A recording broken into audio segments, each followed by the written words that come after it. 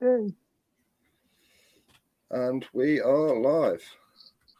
Yes, guys, how's it going? Yes. Wagwan Ryan. Oh, it starts every time. These cameras, man, right? Yes, Ryan. I'm just speaking to you backstage. How's it going, man? All right. Yes, can't be bad. It's been a busy man. Busy, man. Yeah, same, mate. Same. Rushed off my feet. Literally rushed off my street, mate. Who have we got in the chat so far, man? Well, we've got Rex. Big up, Rex. You well, pal? Who else have we got? Gypsy Auditor. Oh, yes, Gypsy. How's it going, mate? Hope you're well. We will post a link to join very shortly, mate. We'll go through our headlines and everything first, what we're covering. And then obviously people can jump in. Guess who's here? Respect Guess Who. Famous Guess Who. Always turns up. Famous Guess Who. Yeah, when you least expect it. But yeah, guys, we'll do a couple of minutes of just saying hello to you. Yo, great Manchester news. Fantastic, man. Great. Rex, glad you're good. Gareth, hello, mate. Hope you're well. I'm fine. I don't know about Ryan. Yeah, I'm all good. All good in the hood, guys. All good in the hood. All good in the hood. There it is. That's it. But yeah, we have got a big schedule to go through tonight. We have indeed. I have just set up my screen, so I've got writing one side and then the chat the other side. Yes, Catwoman. Catwoman is in the chat. Jump on, Cat, if you wish. I did send you the link. But yeah, we have got a big schedule to go through. Google document is up in my my computer here, and yeah, we've got a lot to go through, as I say. Oh yes, definitely. Lawrence, just to let you know, I did do an update on the COVID fines. I got 2 COVID fines during my time being out during lockdown, and never received anything in the post, so they definitely ain't getting paid. Even if I do receive something in the future, they ain't getting paid. And I've also got a case against Chief Inspector Trafford. So I've got to wait about 4 months to see what comes of it, but I've got a case against him anyway. So busy, eh? Yeah, that's it, mate. I've been on the phone to solicitors today and all sorts, just to check up what's going on. Busy man is Ryan. Yeah. Basically, what they said was there was writing up the file to send to him. They've built the case. They've took it on. They've built a case. They're sending it to him, and if he don't reply within like a month or so, then they're gonna obviously get him done for it, and just go down the right channels, like over his head sort of thing. So fair enough, man. Yeah. Fair enough. Well, shall we start going through the document? We can do. What would you like to start with? I think it's only fitting we go, congratulations, Mr. Rampage, on hitting 1K subscribers. What are we on now? We're on 1,220, I think it is it? Yes, I can get you the live exact details. There we go. I'll get the exact details. Just go on YouTube Studio, and it'll tell me. Round of applause for Ryan. 1,222 subscribers. Wow, 1222. Jeez, man, you've done well, man. You've worked hard for it. You've earned it. You know, respect. I do my best. You do your best. You fucking boss it when you go out. I always try. I always get a point across wherever I can. I always get my point across, and I make sure they know why I'm there and they know exactly what I'm doing. Yeah. Well, you definitely there. Like you definitely heard as I've been out with you. You can't miss you. I'm telling you now. That's a good thing, bro. That's a good thing. As that Chief Inspector found out. Definitely. And like I say, guys, if you ever want to donate, my channel has now got Super Chat. So if you do donate through Super Chat, I will give you a massive shout out. And right here with all the monetization, and I will use that money to good use to go out and film more videos. and obviously I'll put that money to good use within my channel, and produce more content for you guys. So yeah. Guess who with the 1K thumbs up with the eyes? James Cricket, been here since 1200, loyalty gang in the house. I think he's been there a bit longer than that. I think I've seen James Cricket about a bit longer than that. Maybe he's only just subscribed. Possibly at 12,000, but he has seen a couple of my videos or been on a couple of lives with me since before.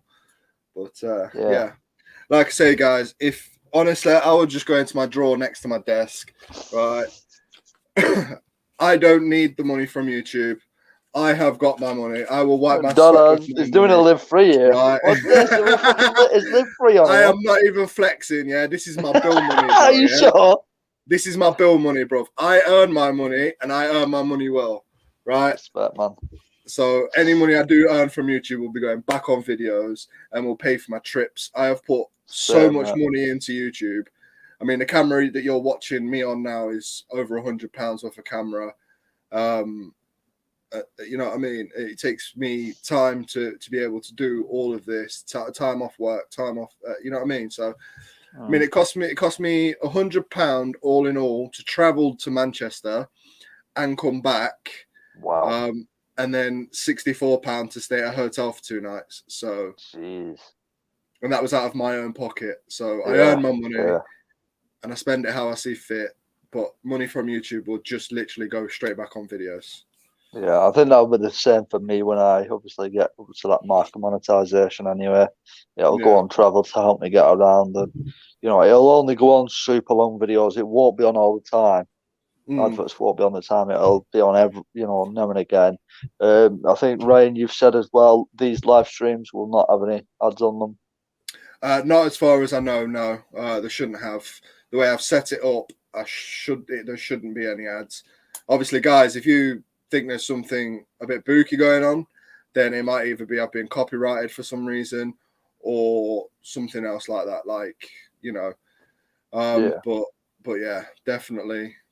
Yeah, we do these live streams for you guys, and the last thing we want is an ad popping up while we're trying to have a debate and it's spoiling the conversation, you know. That's it. I'm still working out how it works. Yeah. Like I say, we have got a lot to go through, and this next one is obviously for, I'm going to say, anybody that doesn't like any violence talk or anything graphical, I'd advise you to switch off now or mute your mic, because this is very upsetting. You know, it has been shared around quite a lot.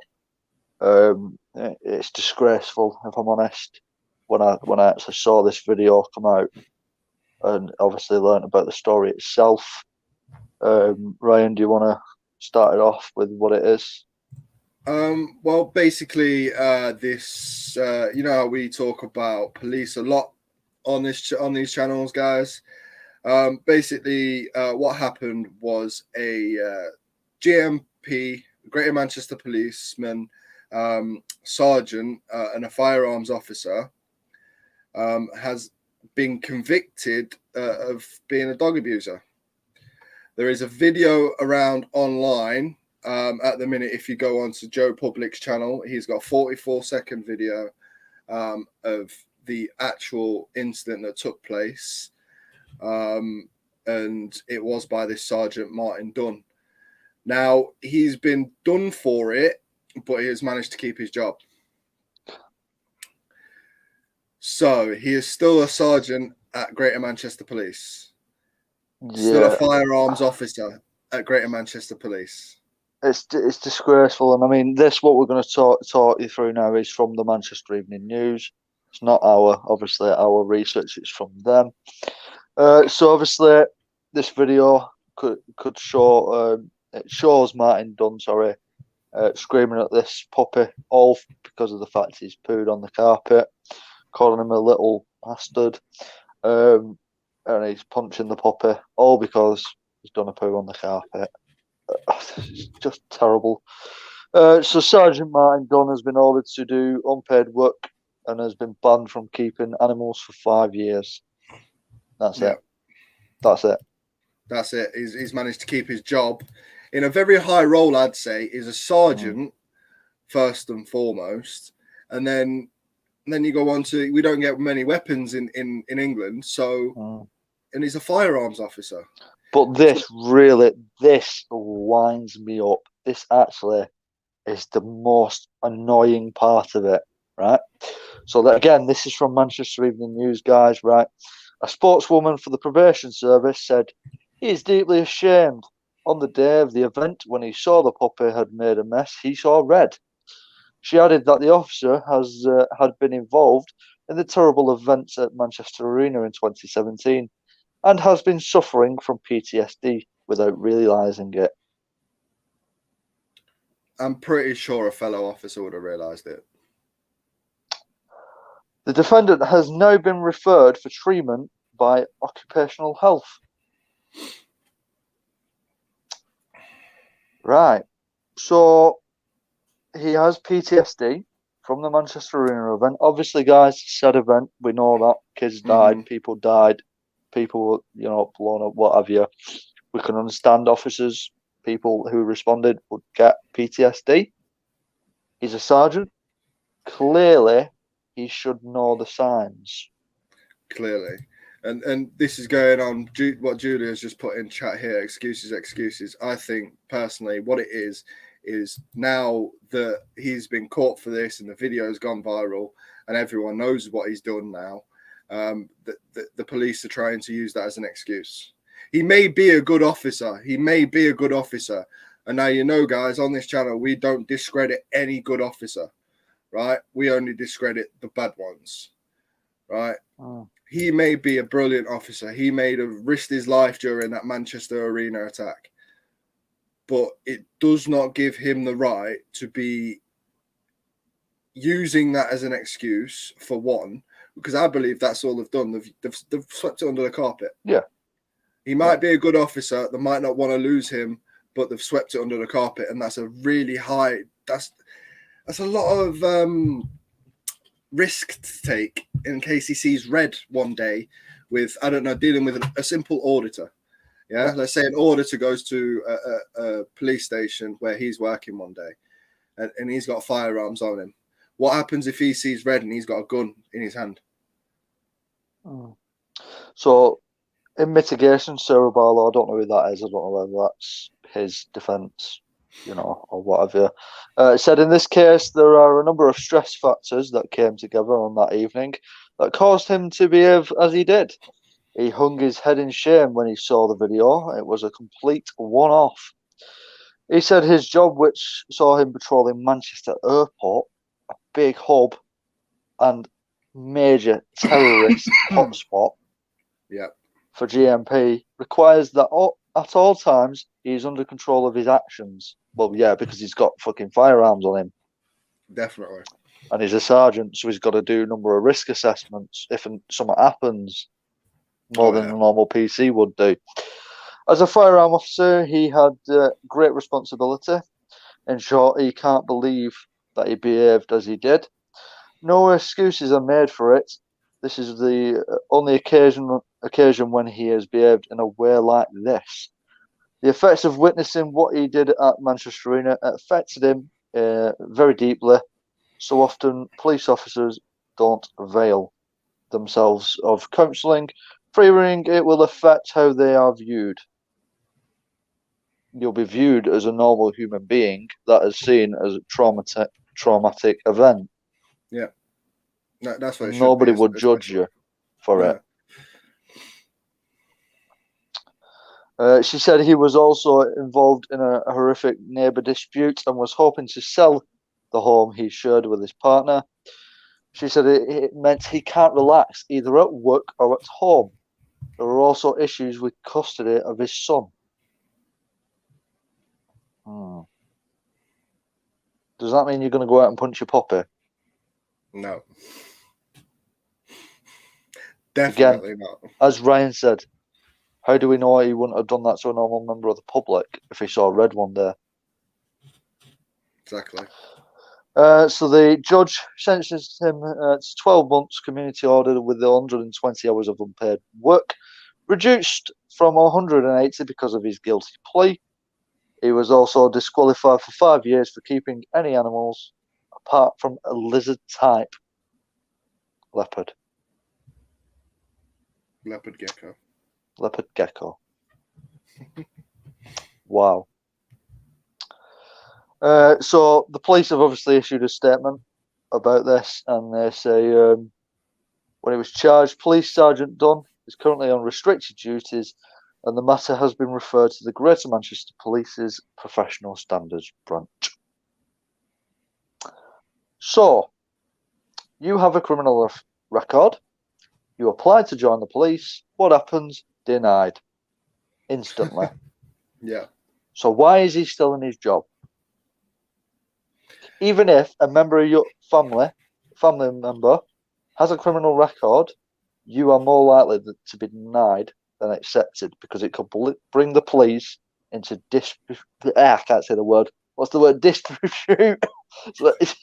Disrepute. That's the word. Thank you, Ryan. So why is he still in his job? Exactly. Nobody knows, and I believe, for one, he shouldn't be in the job. Even though Greater Manchester Police have said he's on restricted duties. Yeah. And it's been referred to the thingy branch, the Professional Standards. Yeah, I still think at the end of the day he does not deserve that job. If I went out there and I punched a puppy and the video went viral, I would be doing jail time. Yeah. I'd be doing at least 6 weeks or so jail time, whatever the minimum is for it, because it'll be my first offence with animals. That's what I'd get. Yeah. But because he's this sergeant and this firearms officer, he gets special treatment. Why?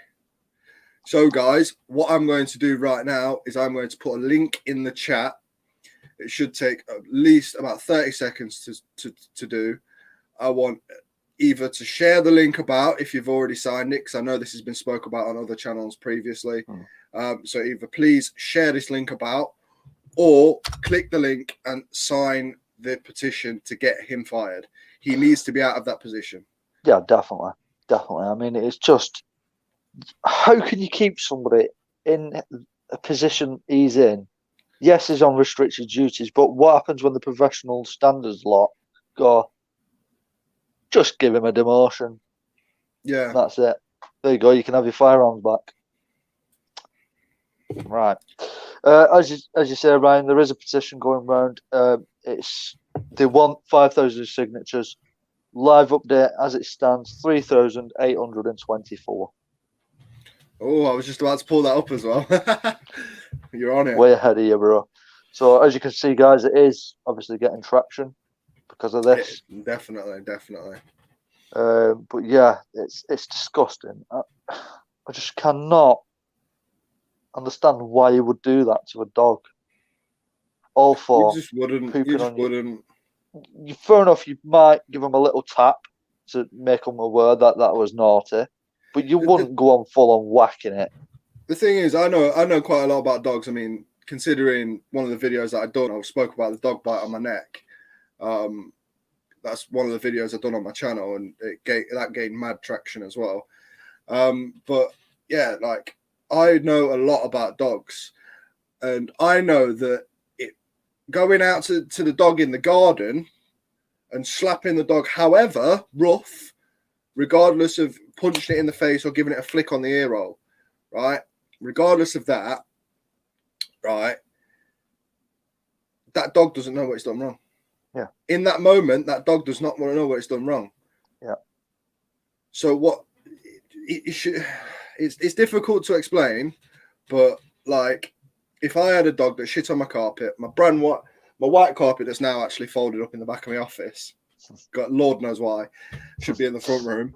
But if a dog came in and pooed on my carpet like that, I would have turned around and I would have made the dog smell it, flick on the ear roll or tap on the nose, naughty, outside. And that would have been it. The dog would have known what it's done wrong, known it got told off, and then outside.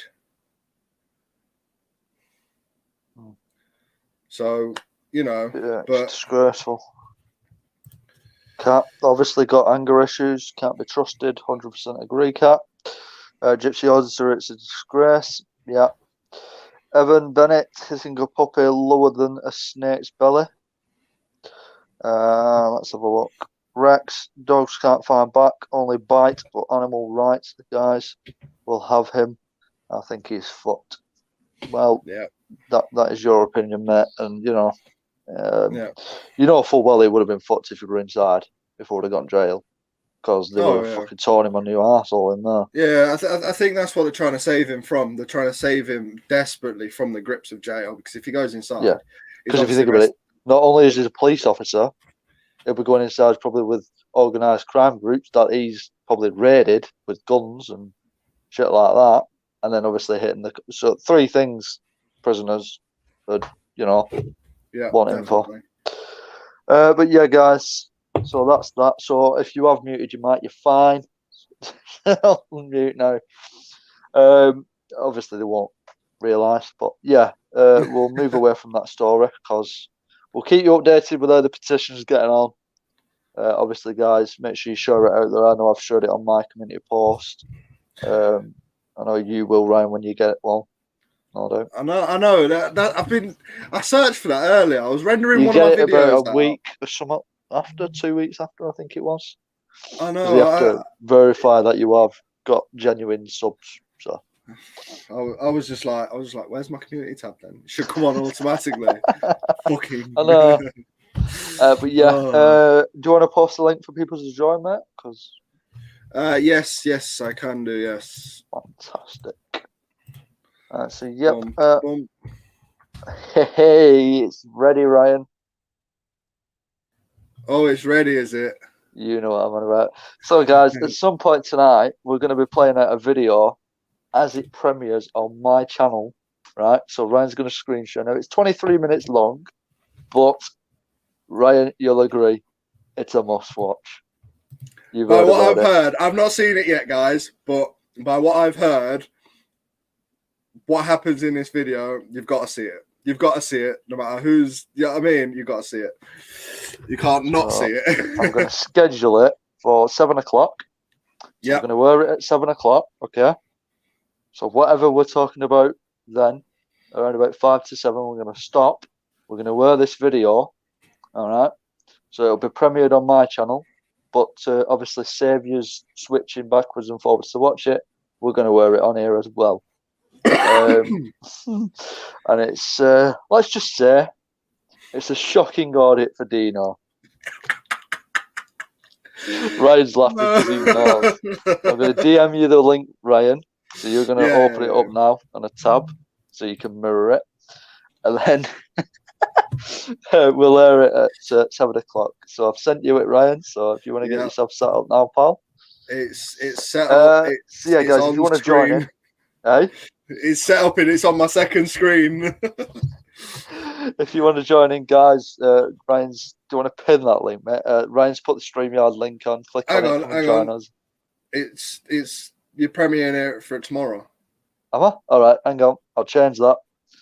Sorry, mate. I've got to change the date. Terrible, enough. It automatically does it for the day after. I don't know why. Right, if you refresh now, mate. If you refresh, it should be there now. Oh, it might update. Yeah, it's just updated. Premieres in 36 So it is 23 minutes long, guys, but it's funny. Protect UK, taser. I'm not saying anything. Put it this way: what other debate show or live? Do you? No. I'm not giving the video away. I'm not giving the video away. I'm just saying, what other debate show or live stream do they actually sit with the other person involved and watch the video? Yeah, I'm hoping that the said person will join. I'm hoping so. So shall we move? Is there anybody backstage before we move on? No, there's no one backstage, mate. Right, guys, if you do want to join, the link's going on. I ain't answering that. So if we move on, obviously we congratulate you, Ryan, on your 1.1 pal. But it has been a busy week because there's been a lot of protests going on. An absolute mental season in London for the 1 million protest. Yes. Well, I wasn't able to make any protest this week because I was obviously working and doing other things as well. I had my children, so I couldn't make any protests or do anything like that. So yeah, but you went to the Rochdale protest, right? I did, man. Yeah, and obviously just going back, we'll come on to the Rochdale one later because obviously the scenes at the Million protest. Obviously, we had Bannerman there, which was amazing to hear that he'd gone down there. We had obviously Tyrant Finder, Subject Access, all the the usual lot that go down to London covering that event, and the scenes that come out of it. Obviously the protesters managing to push the police back, bottles being thrown, officers injured. It was just shocking scenes. Obviously, we know full well John Overkill will be loving that and calling everybody out, saying it's staged, what have you. But even so, it's just disgusting behaviour to injure officers. I know we talk about them, we see them in bad light sometimes, but they don't deserve to have bottles and stuff, hit against them, injuring them. Pretty Patel's obviously come out, she's condemned it, what have you. But sometimes you don't see, the media don't show the bigger picture. From what I've heard from Bannerman is the officers come in to remove something, which kicks it all off. Now again, that's going to be some high up, jumped up, God knows how much worth goal commander giving the order, sat behind his desk, and then he'll be like, oh yeah, that wasn't our fault. Well, it was, if he would have just left them alone. But as soon as you make the first move, anything that follows on is your fault. That's what happens on protests. It relates back to the whole riots back in I think it was 2016, 2017. The whole riot situation. It literally started off with obviously protests against a man that died, a man that lost his life, down to the police's fault. Again, it's coming back up. Another police officer in America killed a man. So yeah, it was like back in them riots, back in 2016 or 2017. I can't quite remember the year. It started off as protests and big protests. And yeah, some people were very violent during them protests, and I ain't going to condone that one little bit. But what I also don't condone is the way the police handled it. And there's been a whole show on it, but what they didn't show in that TV series was how the police dealt with it before the violence got out of control. The violence only got out of control because people were fighting back. So people was going against the law and against the police deliberately because of the way the police treated them before. So when the protests were going on, and yet some people during protests like the EDL March and all that you have the EDL March sprayed with all this racism and all this discrimination, right? But it stands for English defence. Yeah, they stand for something. So when you get the racists going onto the EDL March, you'll also get violent people going on to riots and protests. But at the beginning of all that, it was literally protests, and a few windows got smashed and a few, this, that, and the other. But they tried to close the whole thing down by the EDL ain't always racist, mate. If you I've stood in the middle of it just by shopping. I was stood in the middle of it. But yeah, trust me, I know there was one of the EDL guys that was saying they was getting out of town because I don't agree with the racism. So that's when I decided to learn a bit more about EDL. I was in the middle of Leicester, so I needed to learn. Anyways, so back in there was a few windows got smashed and this, that, and the other, and the police ended up sending riot squad in for a few people that was just out of order. A few people, they sent a whole riot squad in, and because of that, the people ended up fighting back. And then it caused this scene that everybody knows today as the riots back then.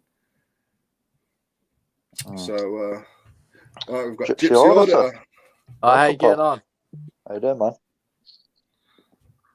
How you doing, yeah? You good? Yeah, not bad, Yeah. man. This police officer is a disgrace. He is, mate. He is. He needs to go to jail. Yeah. Yeah, I'd 100%. say at least minimum 6 weeks. Like what any of us guys would get. Minimum 6 weeks. 100%.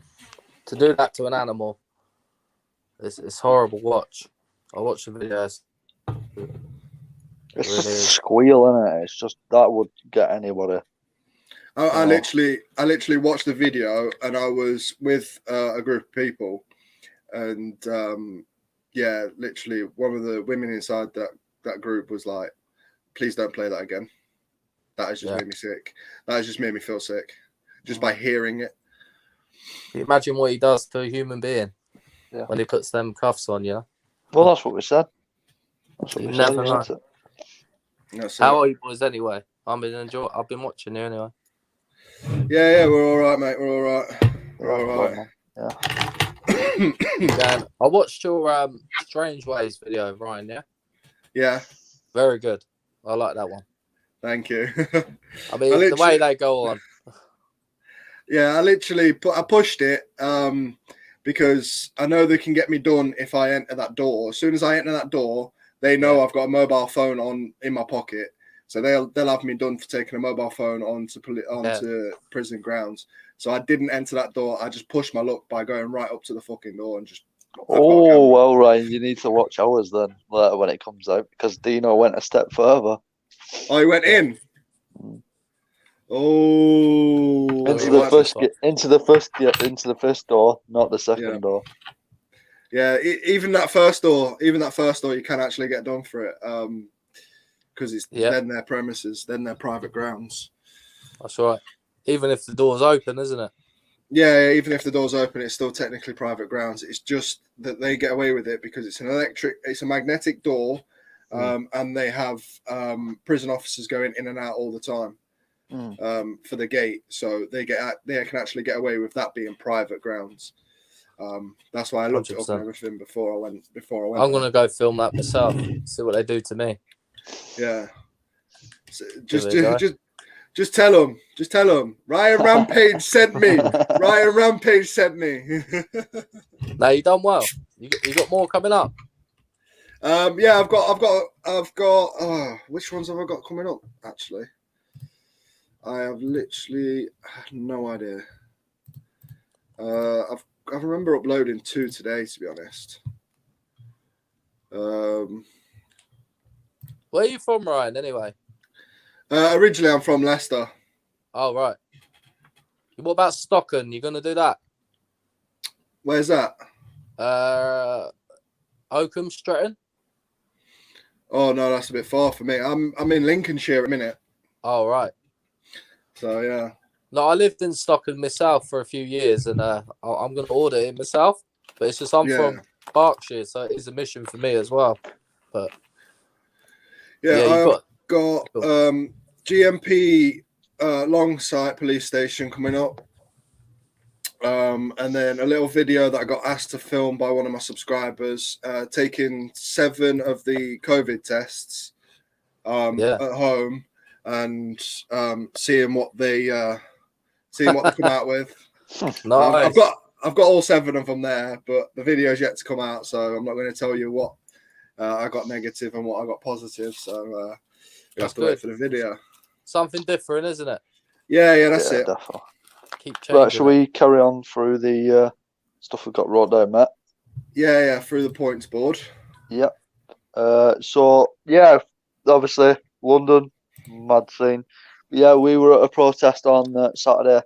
Myself, Dino, Catwoman, Ozzy, that's a Patriot, Yorkshire Roads, obviously me. And it was quite a decent little day.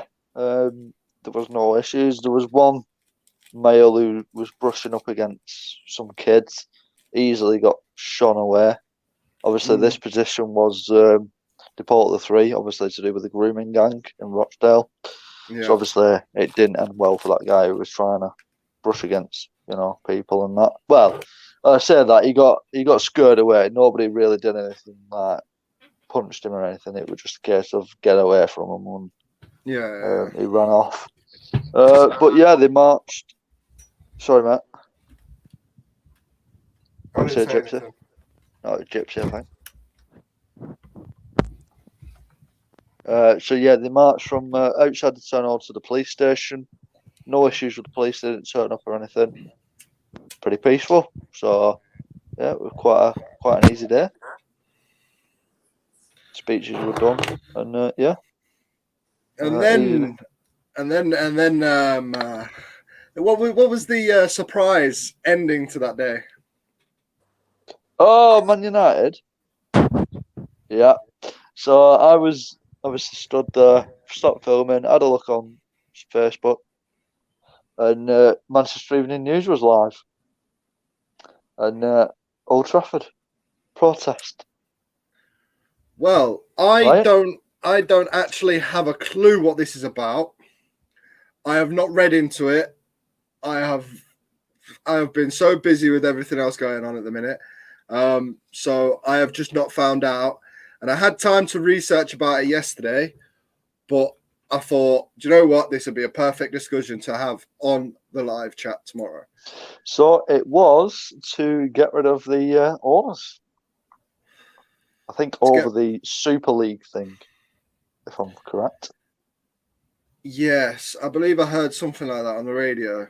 And it was quite a big crowd. And when we got there, it was dying off, of course, because it was like 4 o'clock, 5 o'clock. So everybody was sizzling out. But obviously, we got as much interviews as we could.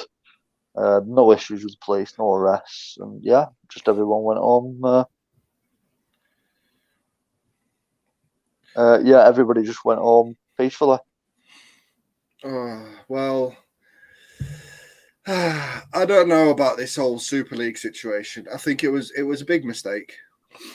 Personally, as a football fan, because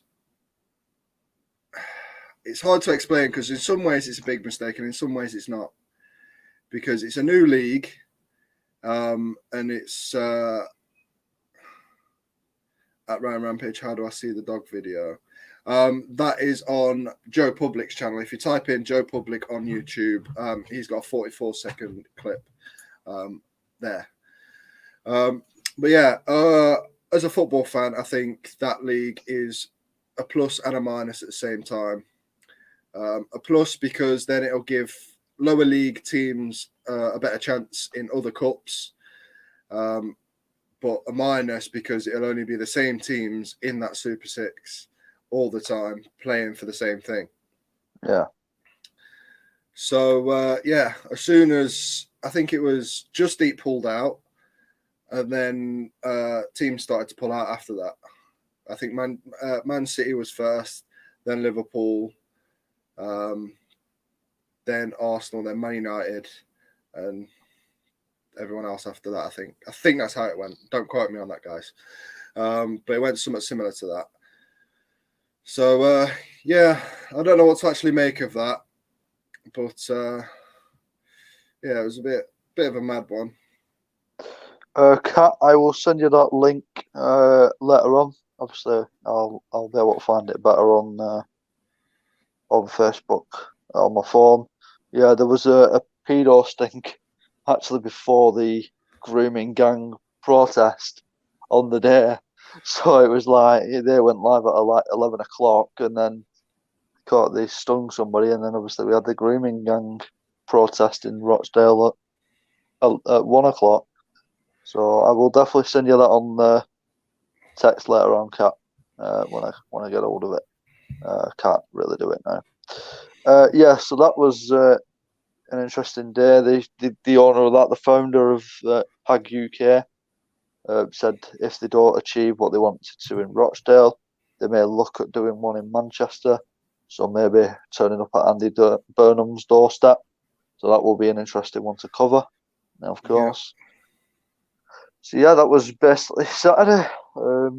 Quite a busy day. But it's been quite a busy week for me and Dino. I know you've done quite a few. We went to Manchester Airport, and that was a bloody brilliant day out. That we got into a posh hotel, found £109 for the night. Yeah. We did Manchester Airport police pass. We had a security guard approach us after that. Nothing. Yeah, so that was basically passed. We had the COVID site at the airport, failed, giving it all a stick. The woman was still on the door. She was going, I've got to stand here, but it's like, you weren't stood there when I arrived, so you tell me, love. Yes. So yeah, that was interesting. Then we went to Stretford police station. We had a DC threatening to get officers out to us. That were it. Nothing happened to that. Typical. Went to Granada ITV Coronation Street after that. And there was some guys sat down with mental health issues. Bless them. We walked up, come back. Are you Greater Manchester Media? Yeah. Can we get an autograph and pictures? Okay. So Dino ended up giving out 2 autographs and 2 photos. So it was like, okay. This is weird. And one of them had 9k subs. And it's like, shouldn't I be getting your autograph and picture? It shouldn't be this way around, surely. So yeah, that was an interesting day. Could have got us some plane tickets to somewhere nice, love. I would have tried Cat, but Dino was wanted, as he did on my intro. That was funny, that intro. Not scripted, by the way. He's not wanted, guys. But yeah, that was interesting audit. A couple of audits at Manchester Airport. But Ryan, as we've said, you've uploaded 2 videos since Manchester, HMP Manchester you just spoke about. But the other one, BTP, follow up for me, Cat and Dino. Well, at Piccadilly. Well, basically, it was in the area, Piccadilly. As you know, that's where the protest went on. Not last week, the week before, wasn't it? The week before this weekend gone. But yeah, as you know, the guys, the protest went on there. So obviously that was the first video I got out ASAP.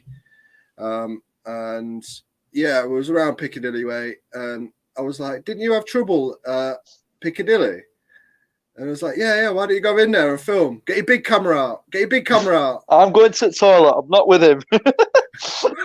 That's exactly what he said. Get your big camera out. I'm going to the toilet. I'm not with you. So I got my big camera out. It wasn't set up properly.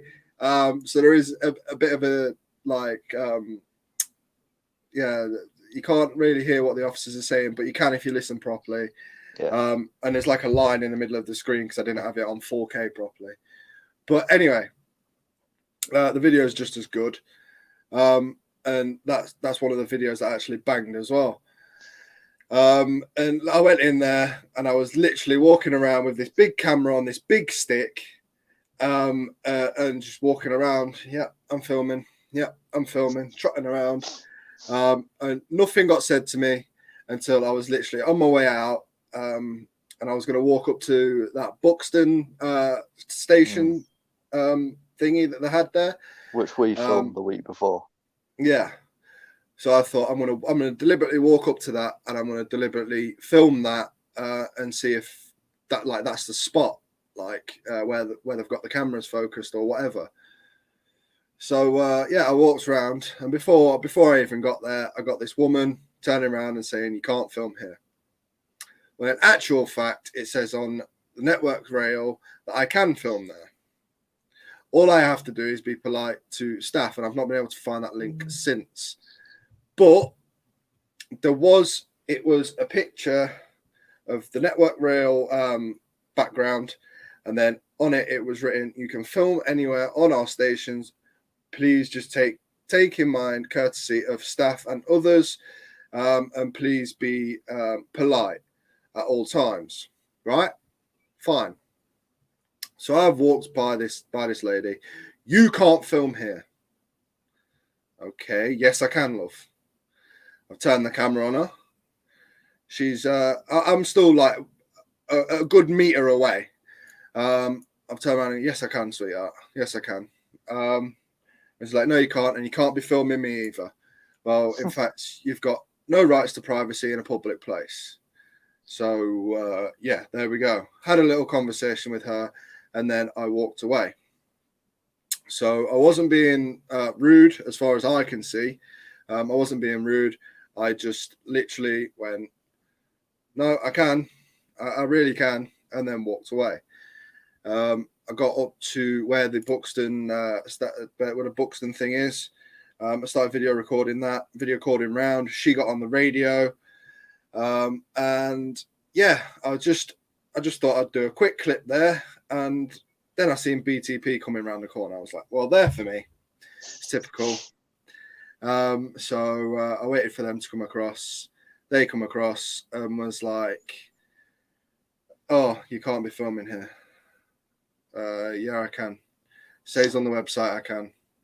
And I'm still going to be filming. I've now got this big camera set up on this big tripod in the middle of the station.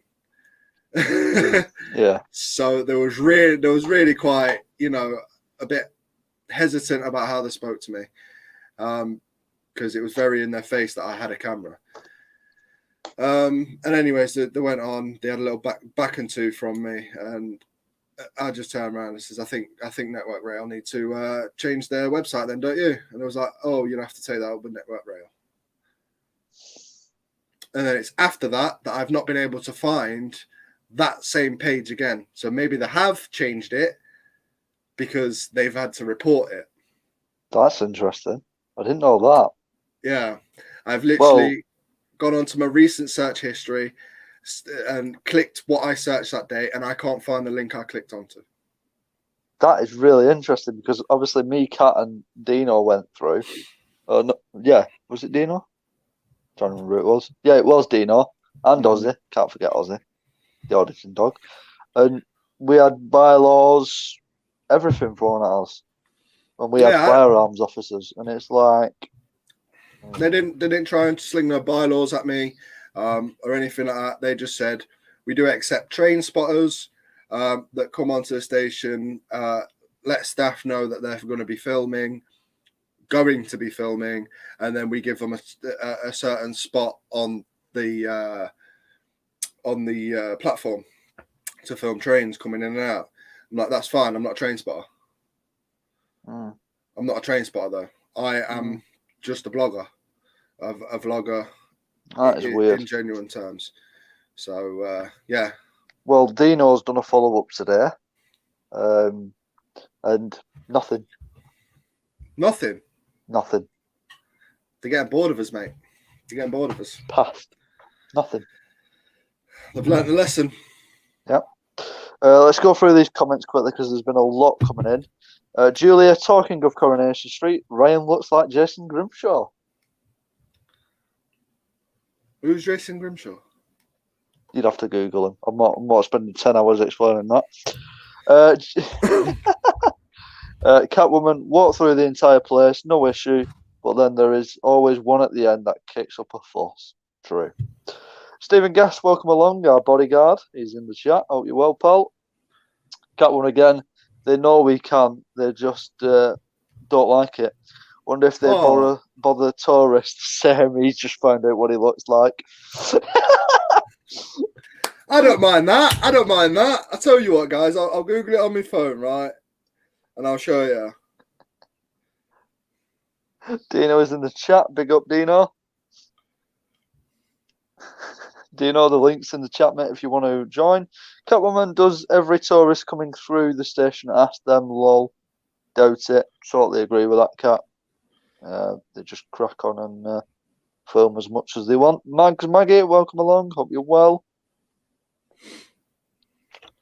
So in 10 minutes' time, guys, my premiere will be going out and we will be airing it on the debate show. It will be around about 23 minutes long, but it is a much watch. There he is, Jason Grimshaw. Oh, it's side by side. Side by side, Ryan. Come on. I'm not good at this vlogging. Bit blurry, that, pal. I don't know. Take your cap off. We might be able to see your hairline as well. My hairline's a bit dodgy, mate. Gypsy Auditor. People say I'm Andrew Flintoff. Yeah, you probably did. You get away with that, pal. That fresh trim. Fucking hell, mate. Dino, yeah, if you want to jump in the stream, mate, because we'll be getting onto the video very shortly, man. And obviously we want you in ready for that. Anybody backstage, Ryan? No one backstage. I'm just going to put the link to join in chat. I have just done it. I can do it if you want. I've just done it now. Oh, you've just done it. Cool. Right, cool. Yeah, so that's that. Dino, will save your visit to GM Lee Station for later on when you join us. One I want to touch on is Nobody's Paw, his recent upload. And it was of a PCSO, male PCSO. Have you seen it, Ryan? PCSO Karen. I have not seen it. PCSO Karen. Have you seen it, did you say? I've not seen it, no. You've not seen it? Well, let's just say that PCSO has could have endangered, so many people's lives with what he did. He comes out of a police station, gets on the radio. Control, need a police officer urgently for a man with a camera. Police officer hears that. He's, let's say, 5 miles away. He blue lights it to that station, hence endangering lives. All for 2 people with cameras. Logic, please. Please, logic. He literally says, urgent assistance. Right. So if that copper drives blue lights to that station to back him up because he said urgent, motorists are having to swerve out of the way from him, obviously. I'm literally watching it right now. Yeah. Yeah. I could not believe what that PCSO did. The word urgent means he needs assistance as soon as possible, meaning immediate response. Lucky enough, an officer, I think, was literally around the corner, and he come out, told him to go inside, and that was it. But what if that officer was 5 miles away? Nearest assistance, 5 miles away. He would have had to blue light it to that station to back him up, all for 2 people filming. And they weren't being aggressive. They weren't doing anything. It was just stood there filming. And Ryan's reaction says it all, because he's watching it right now. Thoughts, Ryan? Immediate thoughts. This is fucking ridiculous.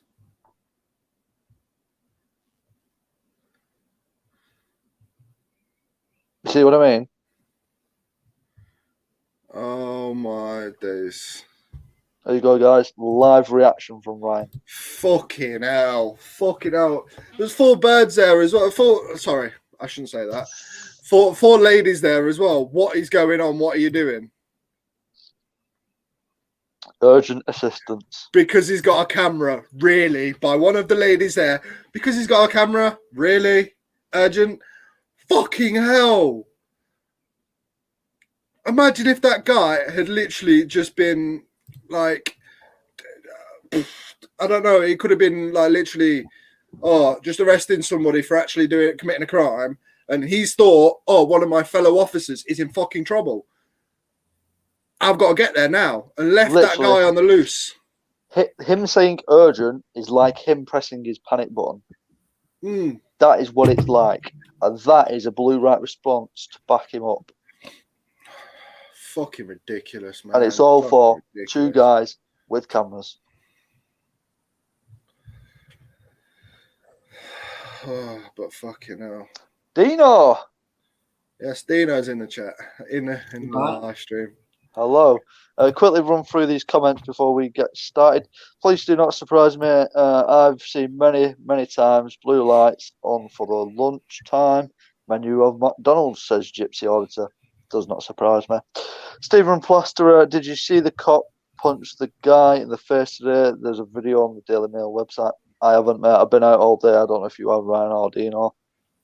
Some guy saying not a joke. Saying yes, Dino, you good, bruv. I think he is. I am, mate. Thanks, Gypsy. Stephen Guest, this is what happens when you recruit direct from universities. Friggin' snowflakes, most of them. James Cricket, PCSOs make police look good in a sense. Right. Stephen Guest, that ain't Dino. He ain't wearing the pilot beanie. Oh, just like they tried having me when I came into He's chat getting yesterday. it now. Here it is. I was in chat yesterday on another live stream, and everyone was like, "It's not Ryan. It's not Ryan. It's not Ryan." Yeah, I was like, "Fucking hell, my signal's so shit. I'm on a train. Let me join the live stream so I can prove it's me." Yeah. Can I say as well though? Really enjoyed that live stream last night from mostly Insects and Obstacle Turnkey. Well done, guys. Really enjoyed Kick as well. Hearing from Kick, something different. Hearing the American side of how they think stuff should work. Obviously, wouldn't work here. But yeah, and I'll reiterate as well. Obviously, everything's been put to bed now. Optical, anybody, if you want to use my videos, feel free. Just link it, but please use the correct title because I don't want to have to explain that I didn't put a title like that when I didn't. So yeah, but feel free to use my content. Just obviously credit me. But Dino, 4 minutes to go till the shocking video gets heard. How are you feeling? Let's not give anything away because people don't know. I'm all right. I'm all right. Just a tiny bit sore in a couple of areas. Not them areas, a couple of different areas. Yeah, well, we'll talk about that later on. But we've had a very busy week, haven't we? Again. Yeah, that's all your fault as usual. We were supposed to be having every day off till Saturday, which is going to be. But I just said, I'm there at the drop of the hat. If you give me a call, thinking I wouldn't call because I spoke to him on yesterday, and I answered, and all I can do. So what's up with you? He says, I can't move my legs, all that walking. I thought you soft. Anyway, I got a phone call last night. Do you fancy that today? So, of course, yeah. So, guys, there is as well. Eh?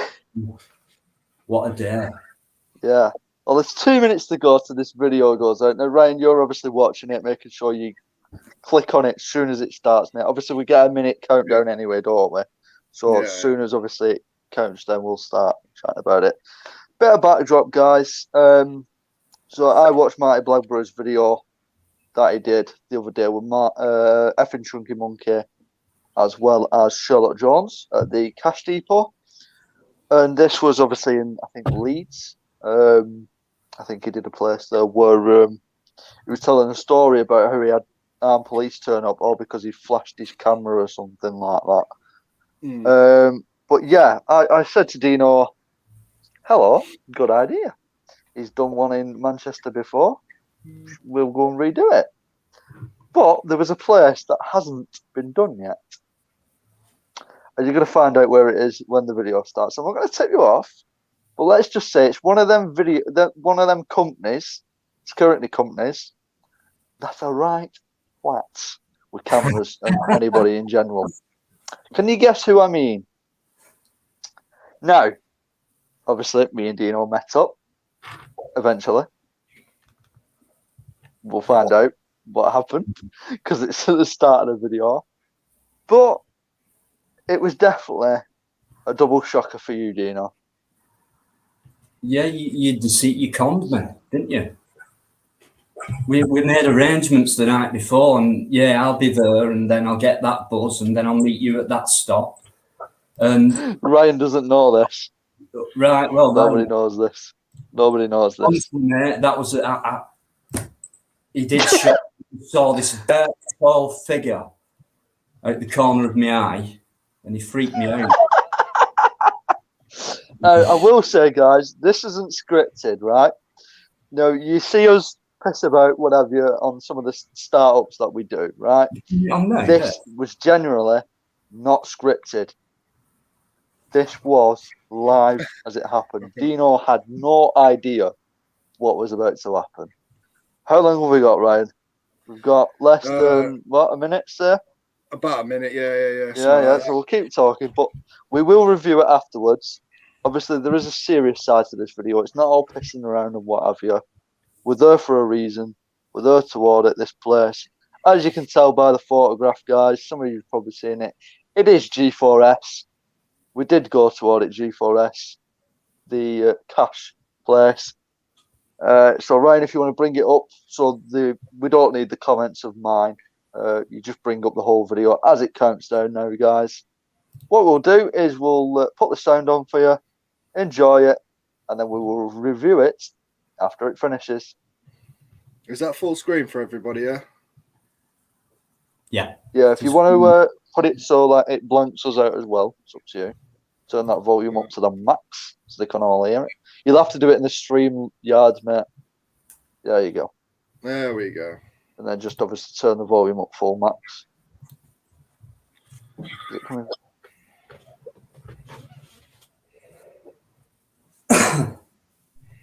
Is there any audio coming through, Ryan? You what? Is there any audio coming through? Yeah, I'm playing it. Right, okay. Can I Can just you not hear it? I can. I can't. If you guys can't hear it, go onto my channel. You'll have to load it up in my channel. For some unknown reason, I can't hear it coming through the stream.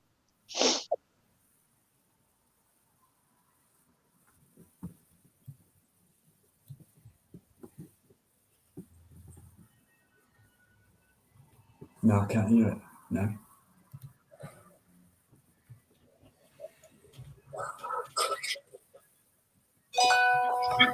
"30 seconds and counting."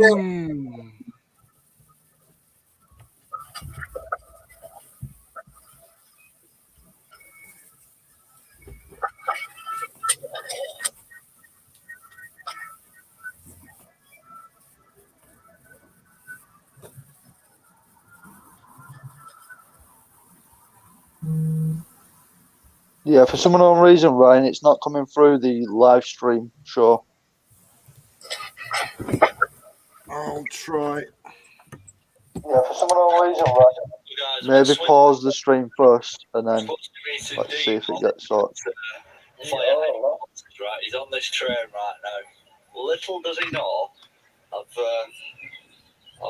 bumped him up here. I've decided to come down and meet him off the train. So let's see how he reacts when he sees me. He thinks I'm at the fire station. Let's see how we get on, shall we? Here we go. Hey guys, I'm hiding down. Right, door's just open now. I don't know if it's him or not, but we'll find out in a minute. So he thinks I'm at the fire headquarters waiting for him. Little does he know, I'm at the car at Swinton Station. Let's see how he reacts, shall we? I'm waiting for him to cross here, and then we'll go to the bus stop. Let's see how he reacts. I think he's wasting at traffic lights, so that'll be even better, right? So let's wait and see when he comes around this corner, guys. Yeah, you'll get his reaction. This isn't scripted or anything. This is bang on. There he is. Look at that reaction. I did it deliberately, mate.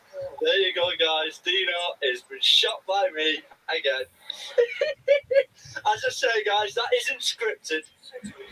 I know it did. Did it deliberately, pal. How do you feel? You got anything to say to viewers? There you go, guys. Made Dino jump. Don't follow me. There he goes. And that, guys, was not scripted. 100%. Open your eyes and you'll see this day we go with humanity. So, guys, I'm going to get at the intro because I stuffed up last one. Can you tell where we are? Yes, it's time for another audit. But where are we? Yeah, the last take I did, police helicopter messed it up. So I'm out with Dino today, as ever. So let's find out where we are. Yes, guys, how's it going? Great Manchester Media back at you today with another video, another audit, new location for me. And it's never been audited today. It is. contractor. The G4S Cash Depot in Swinton, Salford area. Yes, never been audited before. We've seen how these men react to Martin Gladborough and UK audit. The Loomis one in Manchester. They've decided to put a pre-recorded help, please call the police, we're under attack. All for filming. So we know what G4S are like. Let's find out how they react. Make sure you check out Dino's channel. He's along with me. Link is in the description below. Let's spin the camera around and let's get started. Well, guys, we are on Colin where the G4S depot is, and yeah, we've gone in and have a look. See how they react to us. Public accessible, as you can see. Got around about here. We had to just double check for a minute there because we weren't sure, but with these fences, it definitely is the location we have been looking for. So as you can see, we've got personal vehicles parking here. You got obviously barriers and stuff. All the usual circuit closed television, closed circuit television installation. Obviously operated by G4S of all people because they're on this base, as I say. As you can see, guys, we've literally walked in here. There's no barriers, we've not climbed over anything. Obviously everything's fenced off, as you can see. And we get to these big, heavy armoured gates to stop you from getting in. Because obviously it is a cash depot, they've got the cash vans in here, as you can see, guys.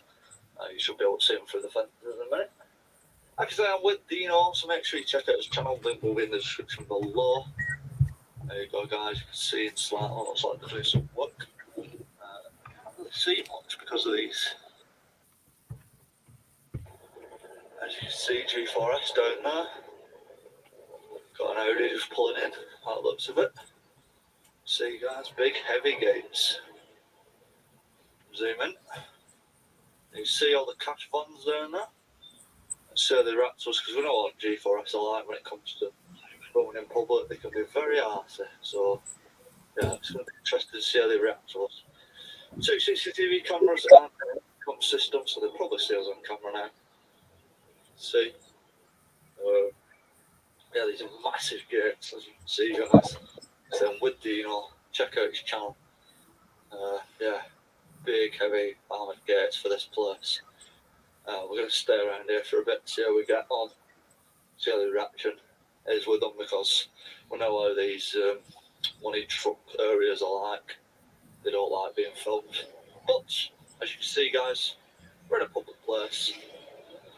Publicly accessible, no bollards, nothing like that, so we can climb in 2 vehicles at a time. That's weird, isn't it? And we'll just see how they react to us. Definitely check out Dino's channel, guys. He's doing some awesome work, getting some awesome views, and picking up his subs as well. So help him get to 1k subs. Definitely go and give him a sub, guys. Show him some love, because he needs it. He's a Wiganer. But yeah, there we go. G4S. Can't really get any further. I mean, there's a gate open there that we could actually walk through to scope it all out. I think we could actually walk through that gate. Just bear with me. As it is open, and then we should be able to see the side of it as well. As you see, guys, this gate is open, so we could walk into it and then scope out the side of it, because, you know, security up there, CCTV camera up there, public accessible, as you can see, guys, all open. This is Imman's Freight Counter. This is the side of the G4S. As you see, guys, all open. No bollards, and we'll see the trucks very close. You can see, got all the different numbers for the bays. Looks like one of the trucks are being worked on right now. G4S there.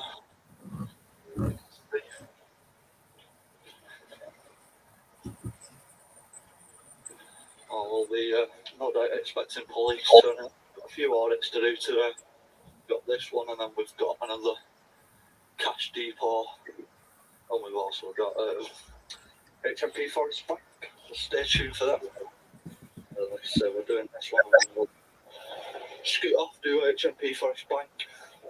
I think we're even doing a tour of Salford City.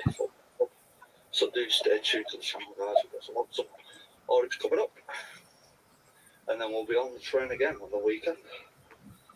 for a protest in a different county. So that should be interesting for us, as you can see around the back here. Got all the different cash vans.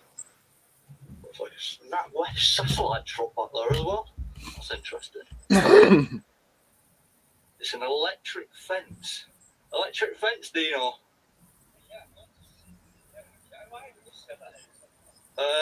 7-8 foot. I'm 6 foot, so I'm suspecting it's over 10 foot, maybe. There's a NatWest satellite truck around here. Yeah, NatWest in a G4S car park. Yeah, it is, mate, that looks of it. I don't know if we can get around the hallway.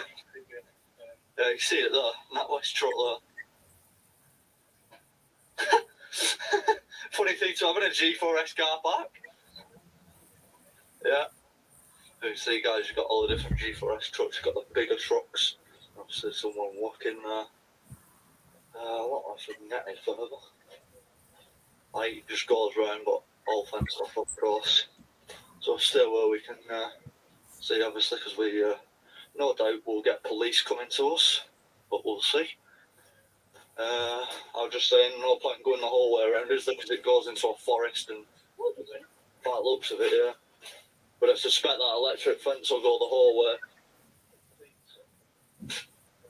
There was a little camera on the fence back there, probably picked us up. So no doubt we'll catch something. Oh, does it go down? Oh wow, look at this, guys. What a spot this is though, look at them big trucks. Big G4S wagons. Yeah.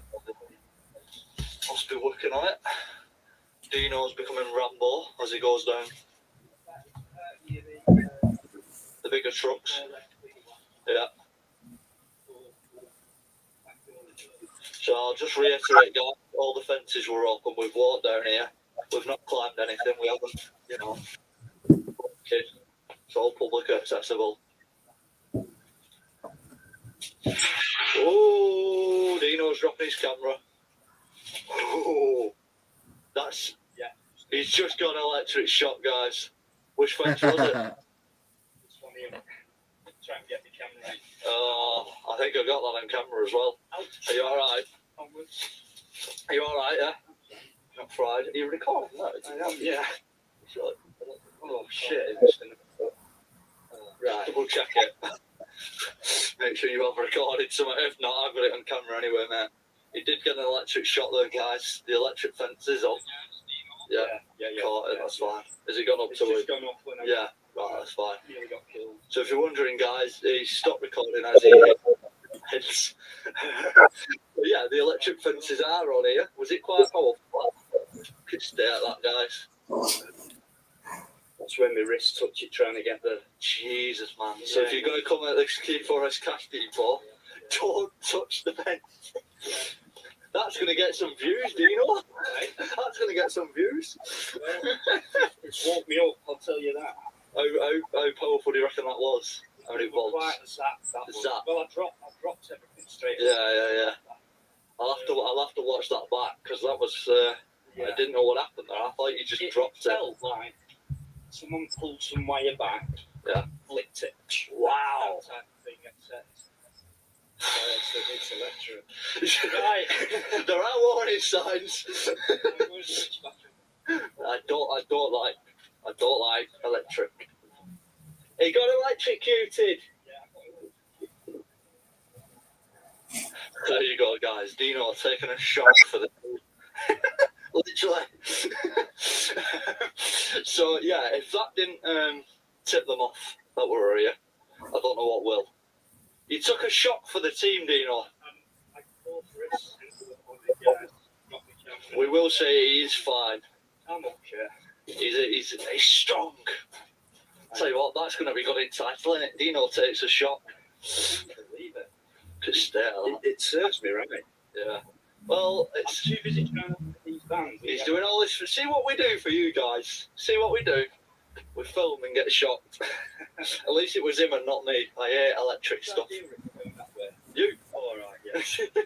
I said we won't go any further because it's a maze down there. Anyway, guys, so yeah, this is the G4S cash depot site. We've not approached yet. We've not had the police turn up. I suspect we will, but no doubt they would have watched Dino getting a shock and probably pissing the sides.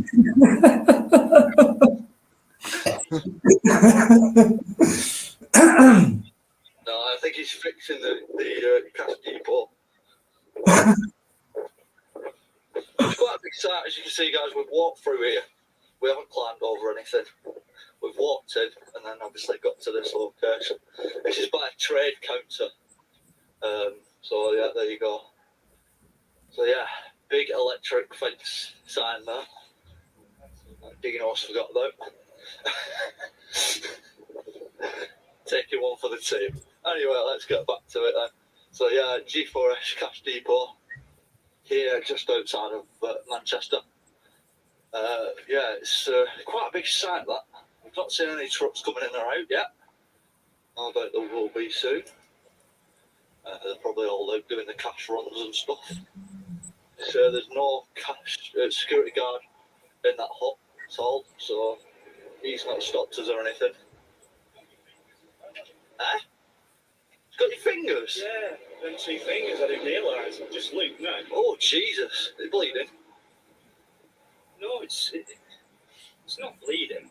So, Probably a bit bruised, actually. yeah, probably, should give your muscles a bit of a spasm. Can we get We'll have to walk around the whole way. Yeah, I think we can get around. I don't know what's on the side though. nothing coming in either, has there? No, there's been no security vans, has there? Just a truck. You know, we're coming or something. No. Well, let's walk around and see if we can raise any alarm bells. I doubt we will. Obviously, we're not here for that, but, you know. Unless we press the intercom. You're tempted, aren't you? We're here to do some footage at G4S. Yeah, come in. Ooh. I don't believe this one. I doubt it. There's all these cameras and everything. I doubt we've not been spotted. Yeah, so let's have a walk around the perimeter on the road and let's see. Because they might see us from the office then. Oh, hang on, there's a G4S truck coming in. So here we go, guys. We've got a G4S truck. Let's stand over here out way. Let's get out of the way so that he, you know, see us coming in. So this is one of the bigger wagons, guys. Not the normal size one. Now let's see what happens here now. So in they come. They've spotted us. Round the roundabout. And in they go. Looks like the passenger's on his phone. Passenger was. Let's see what happens there with these security gates. Smart water anti-robbery system thing. Oh, yeah, that's just like a warning system, isn't it? Oh, wait for it, yeah. Well, if that doesn't raise suspicions, I think that really do now.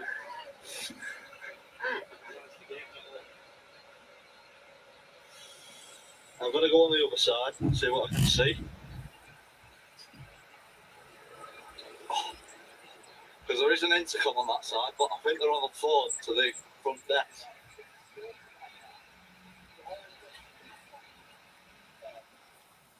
A massive truck, guys.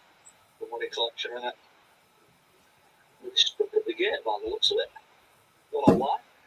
We'll find out, I'm sure. Near police sirens now, we know works for us. Oh, there we go, gates are opening now, guys.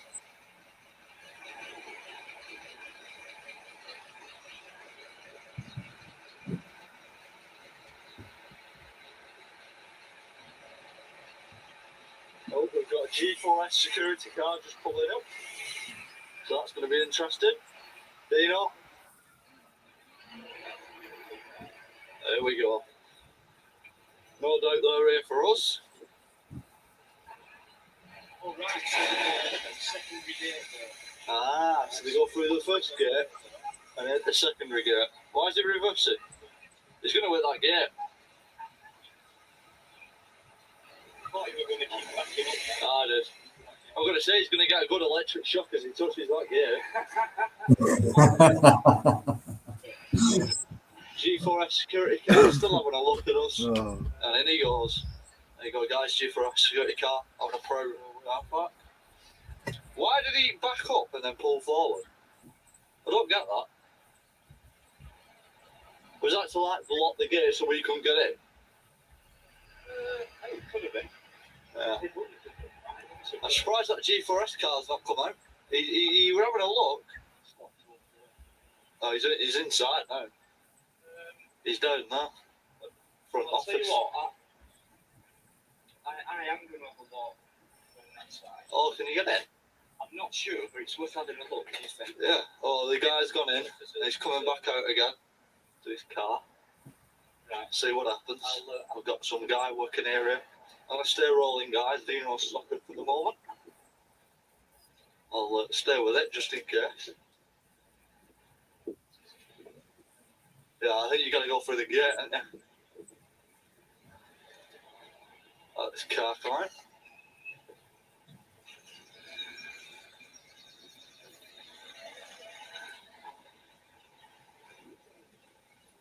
He's having a look. And goes the barrier. Yeah, I think you need to press in to come to get him. That guy in the car still having a look at us, guys. I know he's driving off. So we've not been approached yet, which is a bit mad. Off he goes.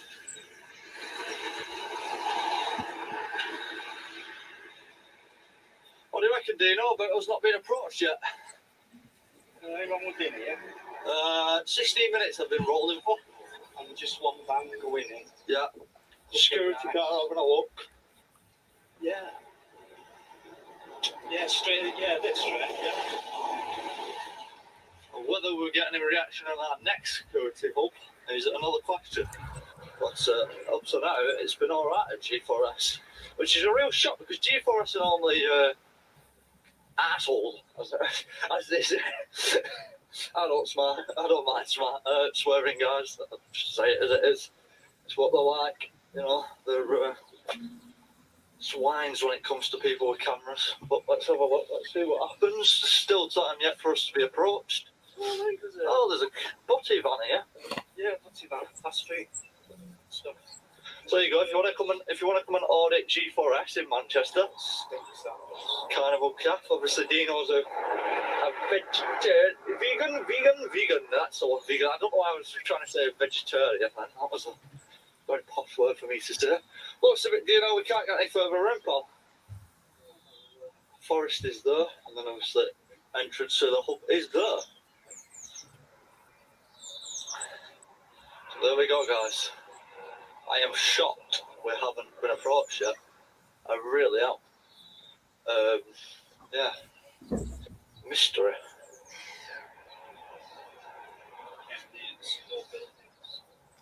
Yeah. Anyway, guys, I'll stop the footage there and pick it up if anything else. Stay with us. So, guys, we've just come back round to the main entrance. Nothing's happened. Right. We've literally been here for 20 minutes or so now filming. Obviously, the security car's seen us. We've had the big wagon that's gone in, seen us. We've got these cameras on the fences that can see us. And just nothing.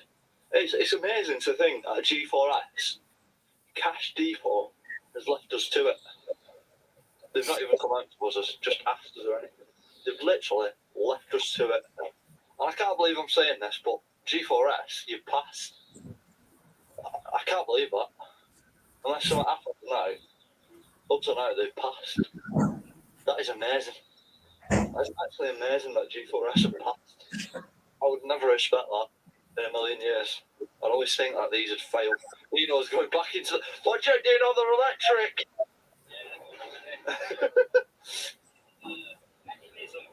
Oh yeah, he's having a look at the mechanism, guys. So if you're interested in gates, it might be a talking point for the debate show. Oh, hang on, somebody's there. He's not approaching us. There you go. Maybe a talking point for the debate show, how the gate works. I can't believe it's passed. It's amazing. Did you see that guy?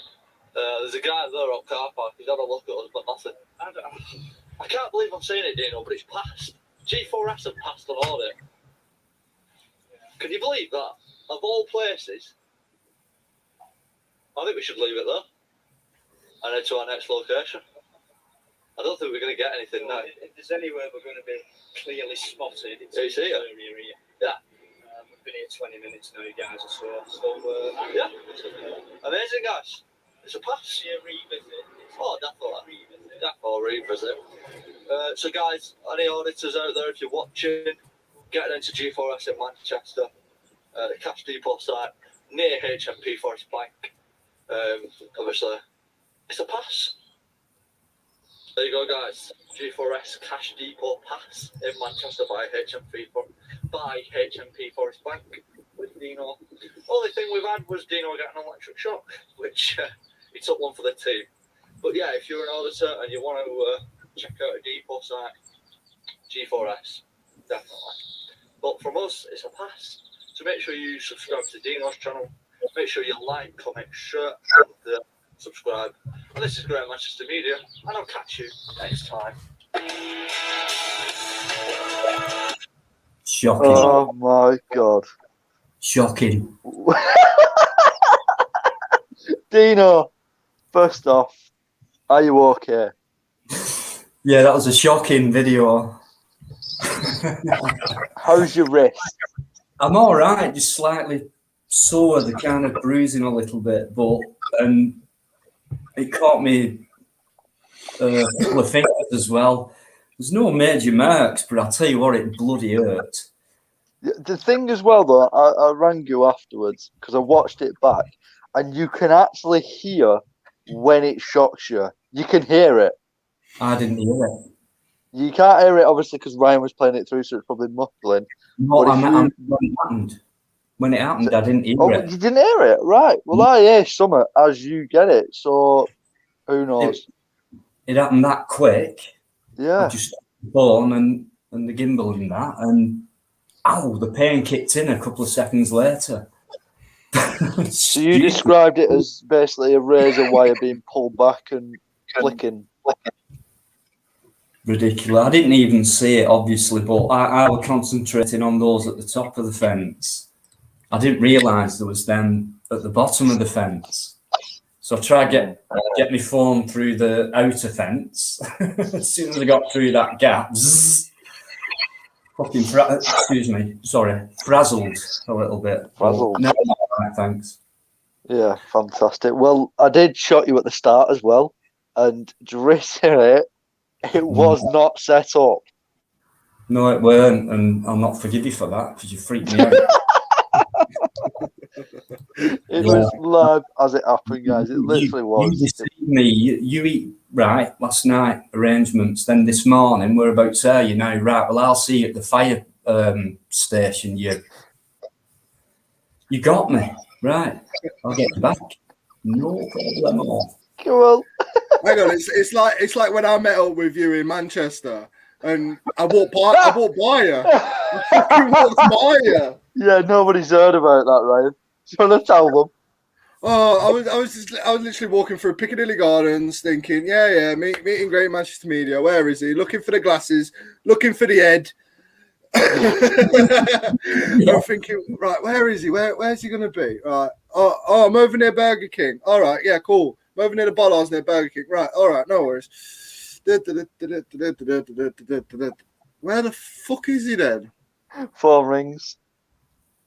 I'm behind you. Oh, there you are.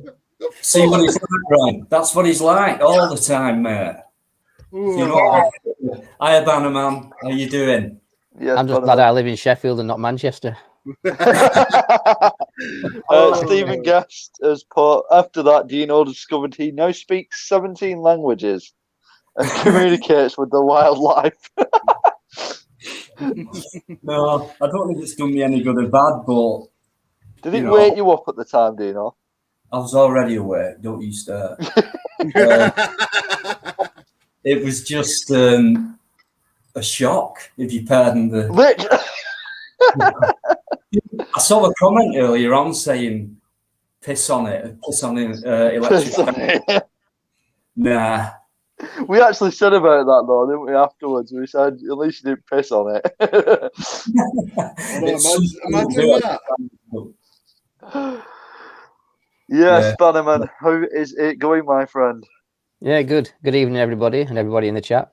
Doing good. Welcome along. Guys, if you do want to join in the chat, Ryan, I'm sure I'll do it. Put the link is going up the screen now. So if you want to join in, click on that link. Gypsy Auditor, we have seen your comment about 500 times. It's up to Ryan if he wants to show the video or not. It's his channel. Well, let me have a look at it first. But while he does that, Bannerman, we've got you on. How was London? Yeah, shocking. I mean, it was shocking. The police, the way they acted at the end of the march, the peaceful protest. My video I'm going to release soon of the police, how the build-up started after the march. Just a little bit of police interaction. They led me to believe that they stood down 10, I think they called it 10 serials. So they had no intention of dispersing the crowd or anything. But some bright spark, and the Met Police decided it was a good idea to send in the troops and sacrifice them. And that's why they all ended up blooded. At the end of the day, there was no dynamic risk assessment done. And that's just my interpretation. It was really shocking. Well, that was a very professional word for you, Bannerman. I'm learning off you. You swine. Yeah, as I said before, it just seems to be that person sat behind a desk, doesn't get out in the field anymore. Just send him in. Well, you only have to watch Resistance GB, watch his footage. He was in the band area and he had a full frontal of the police coming in. Now, I've got the back area where it was building up. And so unless you've seen Resistance GB's footage, you won't understand what really happened when the police went in. And from my view, when I watched his footage, it was just useless. What were the point to send them in? They had nothing to gain. Nothing happened. It was almost like it was a political tool. Yeah. You know, I don't know. And then they went and published the pictures, didn't they? And said that, you know, the violent crowd. Yeah, I did see police officers protecting themselves, but some would say they was also provoking as well. So, yeah, they have to protect themselves. That's the training. But there were people throwing bottles and it shouldn't have been done. However, you know, people have got a big disconnect now with the police and it's been building up over time. And I think soon it's going to come to a head. And that's going to be shocking as well. The issue you get with this stuff, as I said before, they show out the footage they want you to see. They don't show you the build-up and before it. They show you when the crowds start being violent towards them. Same with the mainstream media. And then that brainwashes people to think it's all the protesters. But they don't show what the police do. The police always make the first move to aggravate the crowd. Yeah, I do see it as like a training ground for them. Some of these new recruits have never even been in a situation like this before. And obviously they've been through the training, but they also haven't had the live training. And I do believe some of these situations, it's given them a taste of what it's like to help them prepare, which would be wrong. But yeah, controversial as it is. Yeah, and I'm 54, not 50. Neither. And no, somebody said I don't look 50. Stop lying. But you had a bit of a long night waiting for road recovery by the sounds of it. Yeah, RAC, they let me down big style. I brought down, I run over some roadkill. I thought it was a bit odd. It did get a bit bumpy, that. Now I realised some bone went through the tyre. But at the same time, I didn't realise I had a little bit of a blister on the inside of my tyre wall. So when I slightly overinflated it to try and get somewhere, as soon as I pumped it up, it went pop. So it was totally gone. So I had to be recovered. And they took me up to Woodall service station, dropped me off, and sent for another recovery truck to pick me up. No, RAC didn't come out. So yeah, a bit weird that. How far into your journey was you? On my way back, I got about an hour. So into my journey. So around about junction 18, 19 at M1. Wow. Yeah. Good evening, Mr. Local. It looks like you're out and about today, sir. Hello, guys and girls. Hello, Greater Manchester Media. Hello, panel. And hello, live chat. Are you chilling on the park bench, pal? That's it. I thought I'll come for a ride with the electric bike, test it out on the river pathway. So yeah, it's going all right. Fantastic, man. You were obviously down on Saturday. I think you bumped into Bannerman. How did you find it? Well, yeah, I'm still still a bit confused as to what happened. 1 minute, it was all happy, fun, loving, everyone having a good time. And then someone says, "Local, look behind you. There's police." And I look behind me, and there's 3 lines of police standing there. And then within 15 minutes, there's like 50 of them. And then all of a sudden, I turn around and I just record something else. And by the time I turn back, they've already gone into the middle of the band set, barge through everybody just to get to the middle. You bring up Resistance GB's footage. That's a good. That was good. His footage was really good. It shows you what actually happened. So they went in. Why did they go in? Is the first question. Like, who ordered them to go in? And then what happened? And then people turned against them because they were angry at why they've stopped the fun. Everyone was having a good time. It was peaceful. There was no violence throughout the whole day. Why did they have to do it then? Why couldn't they do it when we was outside Buckingham Palace, or when we was outside Scotland Yard, or Parliament?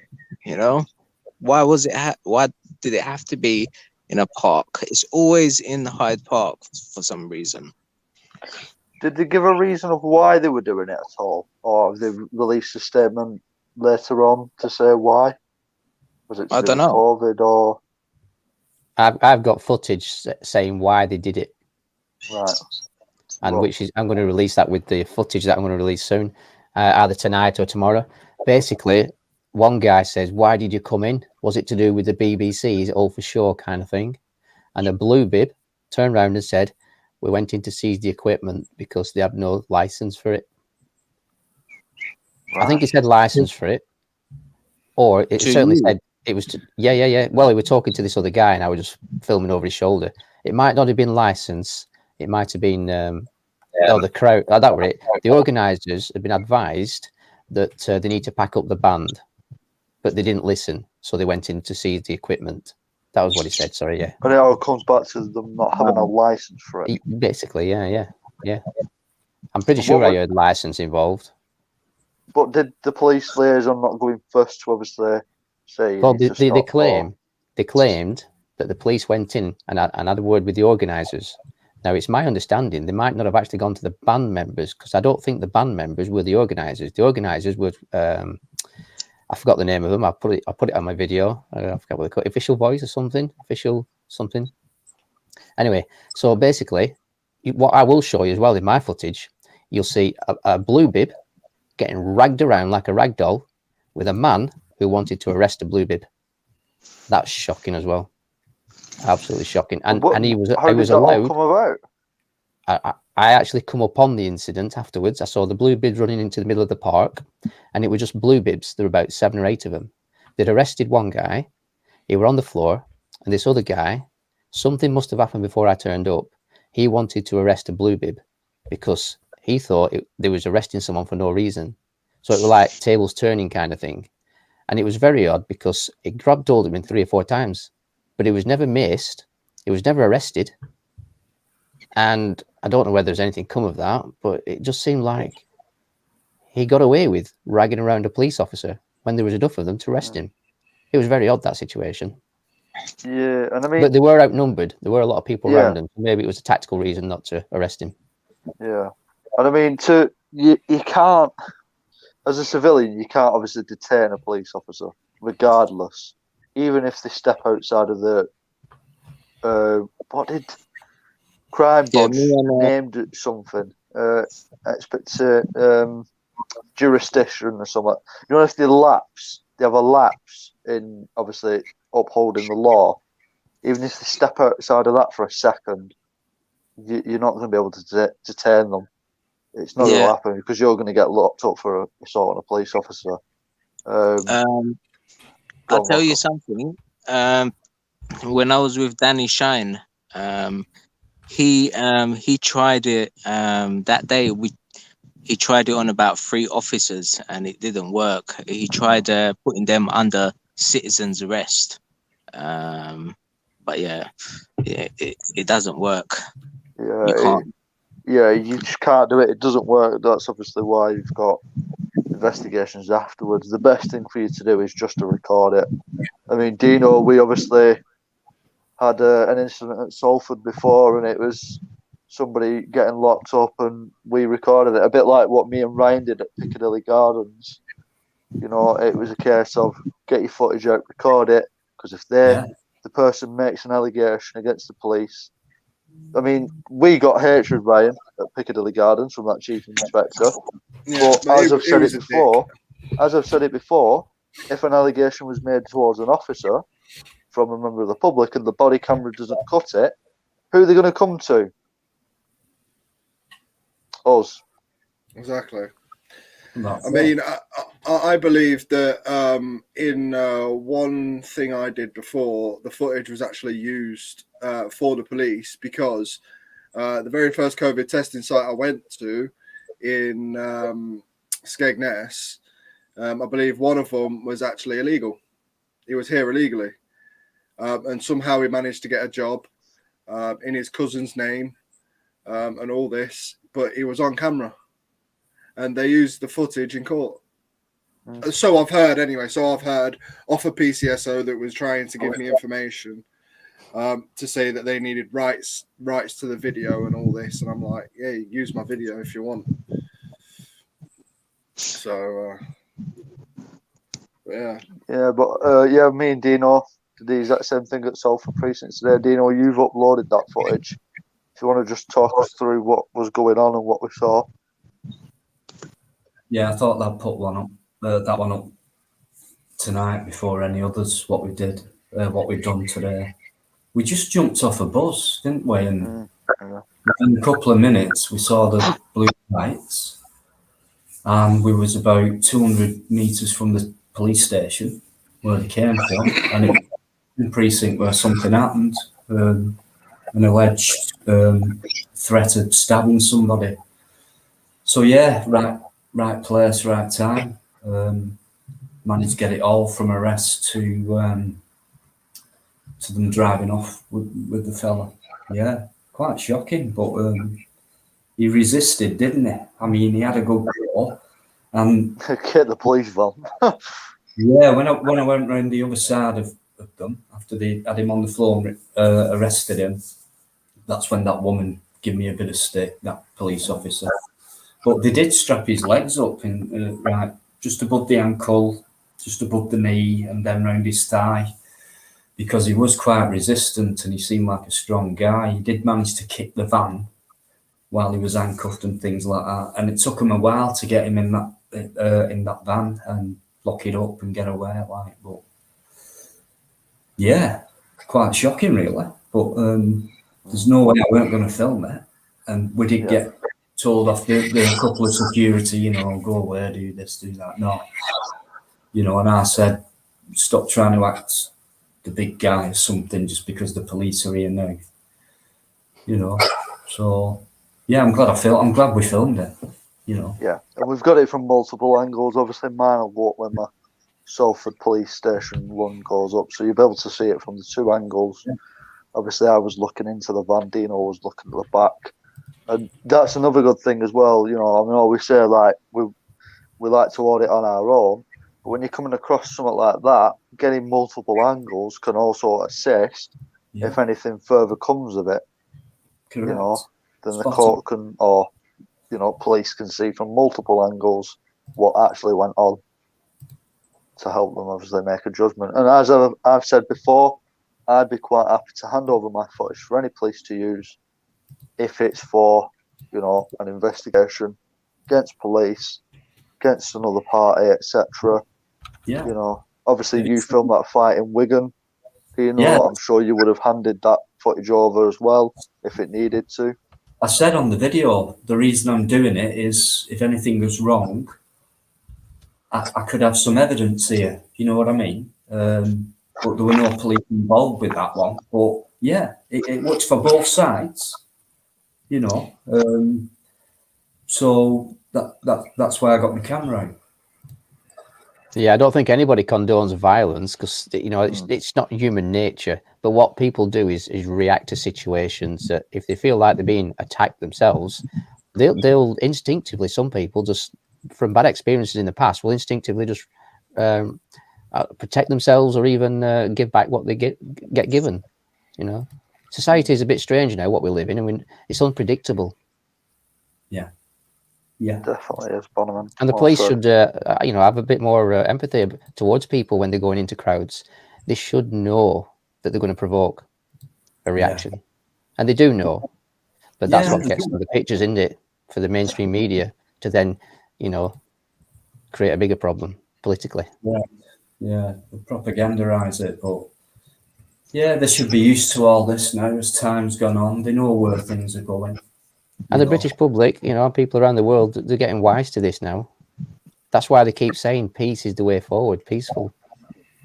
There were even people stopping people, you know, attacking the police and should I say, reacting to the police, because the police did attack people with the truncheons, but overzealously, in my opinion, in some cases. In the wrist as well. Yeah, this is it. They just lash out because they want to take the frustrations out on the general public when really they should be looking at their hierarchy. Well said. Spot on. Certainly agree with that, Matt. Totally. Absolutely. Yeah, there's right and wrong on both sides, isn't there? And that should be exposed. Both ways. And all we want is for them and for us to clean the act up. Let's get a proper police force in. You know, let's functioning one.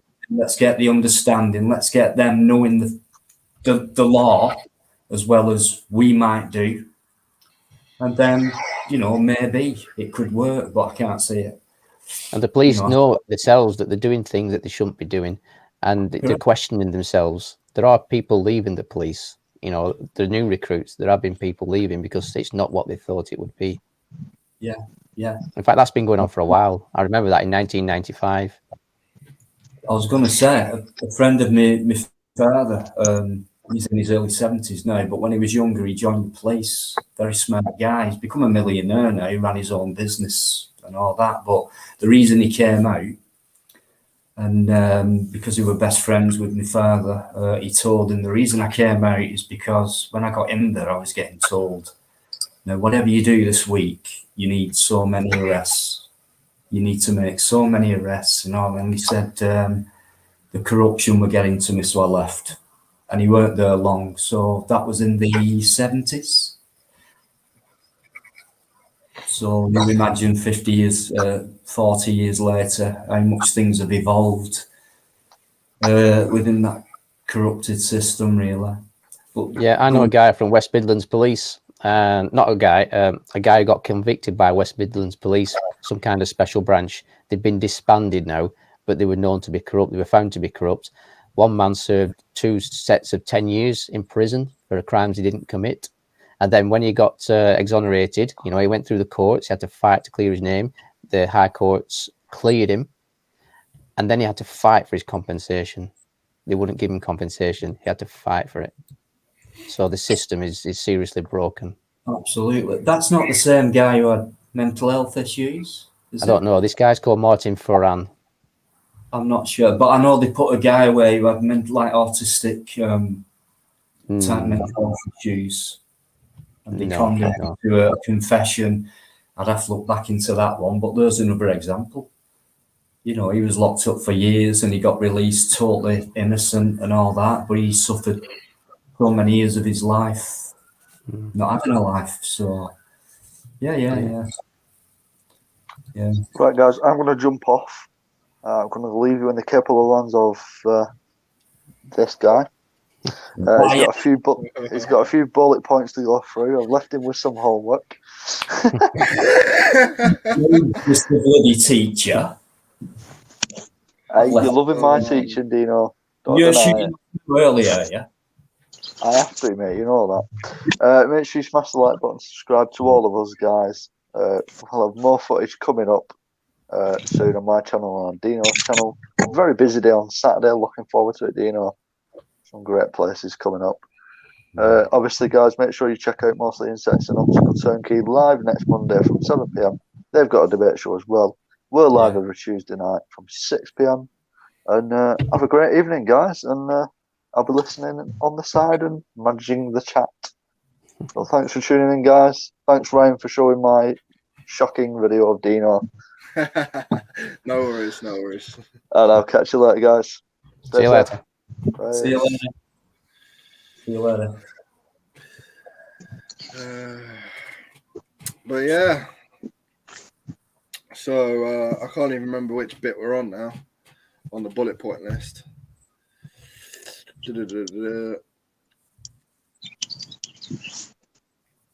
Oh, Dino, you done a solo audit at GMP. I don't know how you say that station, but yeah, you done a solo audit of a police station. Yeah, that was in Lee. Yeah, that's it. That's the one. I was born in that town. It no longer has a maternity thing. Everyone around the borough of Wigan now goes to Wigan for things, but everywhere had their own maternity one. I was born in that town. And that's what I said in the video. I said I'm doing a documentary about the town. I was born here, blah, blah, blah. I got on quite well with that sergeant, you know. He even made a comment on Twitter and things like that. So thanked him for his professionalism. Yeah. I'll be doing loads more. I might do one this week before Liverpool. I'm not going to say where or anything like that, but yeah, I'm thinking of getting one in this week before Liverpool on Saturday. Nice one. Oh, and speaking of Liverpool, so we've got a Liverpool Fight for Freedom on Saturday. So do you know what that's about, Dino? Or slightly, yeah. But until I get there, I don't know. I'm about to say, I believe it's a little bit different from the anti-lockdown protest, or is it along the same lines? It's along those lines, along with everything else that's gone on in the last 13, 14 months, I think. Right. I don't know about Kill the Bill or anything like that. I've not heard anything like that. It's just kind of a freedom march. But like every other protest, you're going to get that group protesting against that group protesting against that. And yeah. But I don't know what to expect. So it's just called Fight for Freedom up to now for me. And when I get there, we'll see what happens. But I think we're gonna get there early-ish and try and do a couple of audits before. Yeah. So, yeah. I've also heard a couple of people say when they've been to Liverpool, when it comes to dealing with police or auditing, they've been quite nasty in that. Yeah, I've seen a bit from Liverpool the way they've been a bit abrupt, a bit abrasive. Yeah. So it'll be fun to see that. Should be interesting. So hopefully that's something. Like I say, if I can get the funds to go down there, I will get the funds and I will come down to Liverpool. But currently have no funds because I've just ended up purchasing a car So funds are a bit low at the minute, Yeah. especially to travel as far as Liverpool.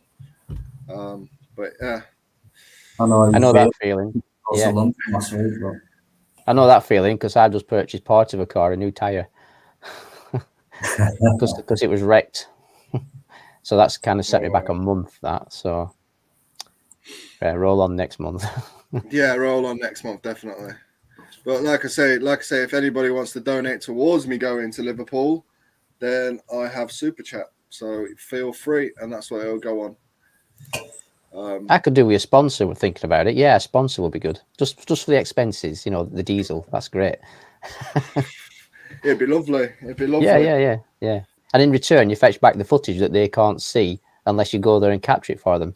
You could even put down the sponsor's name, couldn't you? Yeah, you could. Yeah.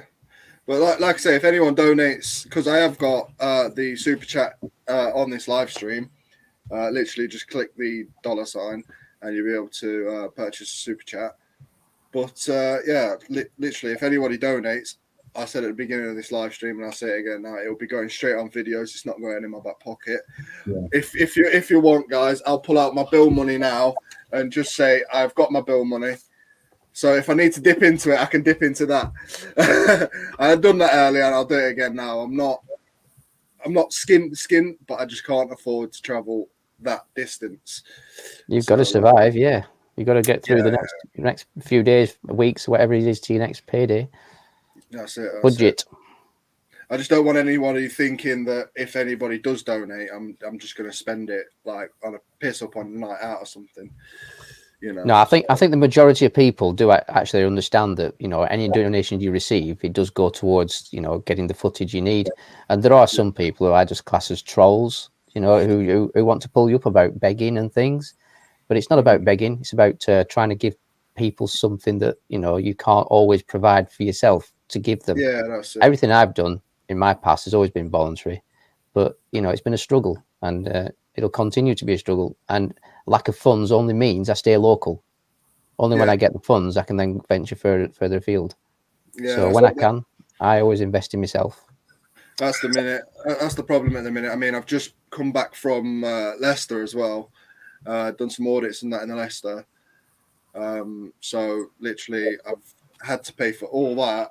So my funds are low anyway. Then I bought a car, so my funds are definitely low. And again, it's all come out of my pocket so far on this whole auditing journey. So if anybody does donate, then I will be able to make it to more, because I will be able to make it to Liverpool, do some audits in Liverpool, obviously be at the protest, and anything else I'm able to capture whilst up there. So yeah, feel free, guys. Feel free. Hopefully you'll get those funds, Ryan. It'd be great to see you again going there, mate, because I think it's going to be a big one. Yeah, I really do want to go. I really do. But obviously, there's going to be a lot of footage taken, and I think it's only fair if people just throw a few quid in for an auditor who might be struggling, not just with funds, but to get somewhere and want to do the business. Like, these guys are determined. They're not there to pocket money. These guys will add to the money donated to make sure they have to. It's not. See, I've had my whole auditing journey. I've had 2 donations, and one of them was from my church, which was a good few pounds. And then I got £10 donated through PayPal, and the person didn't give me the name to shout them out. They said name is anonymous. That was their name on PayPal. So they've set up a whole PayPal just to keep their self anonymous, and it was going out feeding the homeless. And I managed to do that, and I've still got £10 left over. So I'm wondering what to do with that £10. It's honestly, it's sat on my side. I can literally. Well, give me 1 second. Give me 1 second. Are you working, Dino? I lost my job about a month ago. Oh, wow. Yeah, it's sad. A lot of people in that situation. But I'm working harder than before now without getting Yeah. Look at that. No word of a lie. £10 and a bit of change in a money bag. That is from my donations. That is my donation pot. So if anybody does donate, it goes into a pot and it just gets used for what I've told them I'm going to use it for. Like next time I go out and I see some homeless, I always take that. No, next time I go to a big city, I see some homeless, I always take this just in case I need to use it, and that's what I'll do. So, yeah, like I said, Ryan, hopefully you can get down there, mate. Saturday, be good to see you again, and you're one of those guys who knows how to get some good footage. So, yeah, that'd be great. Let's get you down there, mate. yes, definitely.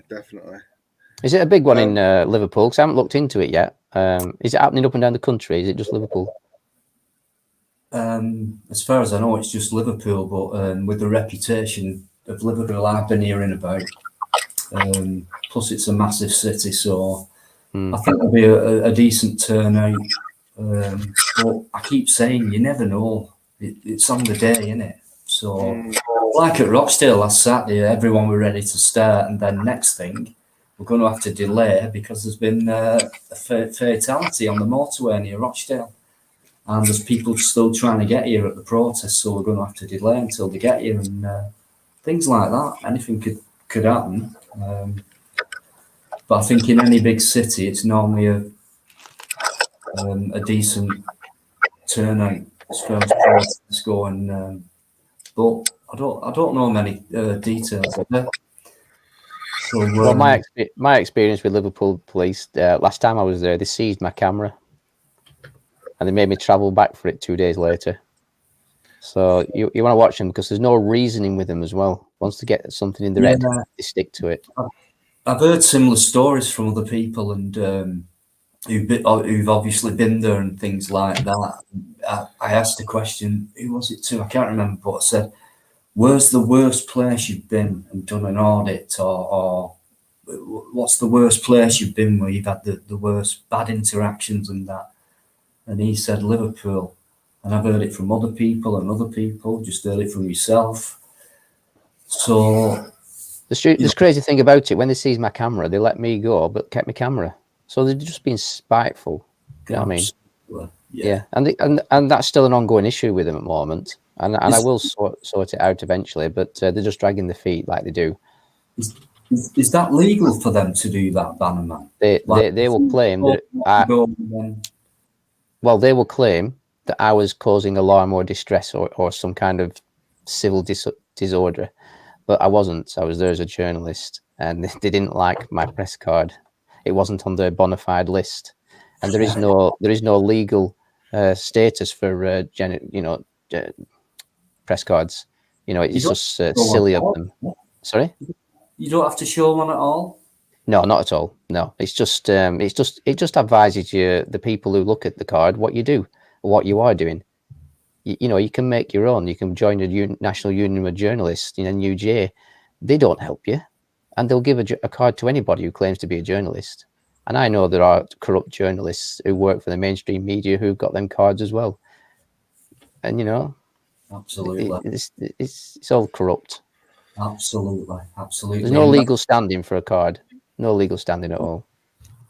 I mean, your verbal expression of words saying, I'm a journalist or I'm here to record the events, the police don't stand by that, but they'll stand by a card that means the same thing. Ridiculous. It's that ID thing again, isn't it? But it's quite obvious what people are doing. You can tell the difference between a journalist or an independent journalist compared to a guy who's just walking down the street. You don't even need to be getting paid for it. You could do it as a voluntary thing. Yeah. But the police go, well, you're not getting paid for it, so you're not legit. Yeah, they come out with all sorts of crap. And I don't usually say things like that, but they do. They're not a police force. They're a police farce. I love that. Give us a minute, guys. Yeah. Yeah, so if you do end up going to Liverpool, just be careful at police. They are a little bit... they don't like having one up on them, should we say, when all you're there to do is try and explain what you're doing. But they see that as you're trying to get one up on them. Yeah. And they don't like that. Well, they're not going to like me anyway because of a simple tattoo. The Liverpudlian police, they don't like anybody, I don't think. They just act like they do. That's my experience. I'll speak for myself. I might have to wear some gloves just whilst I'm down in Liverpool before I get, stabbed or something. Well, they will say you're going equipped. something like that. Oh, fucking hell. You look like you're up to no good. They'll stereotype you or something.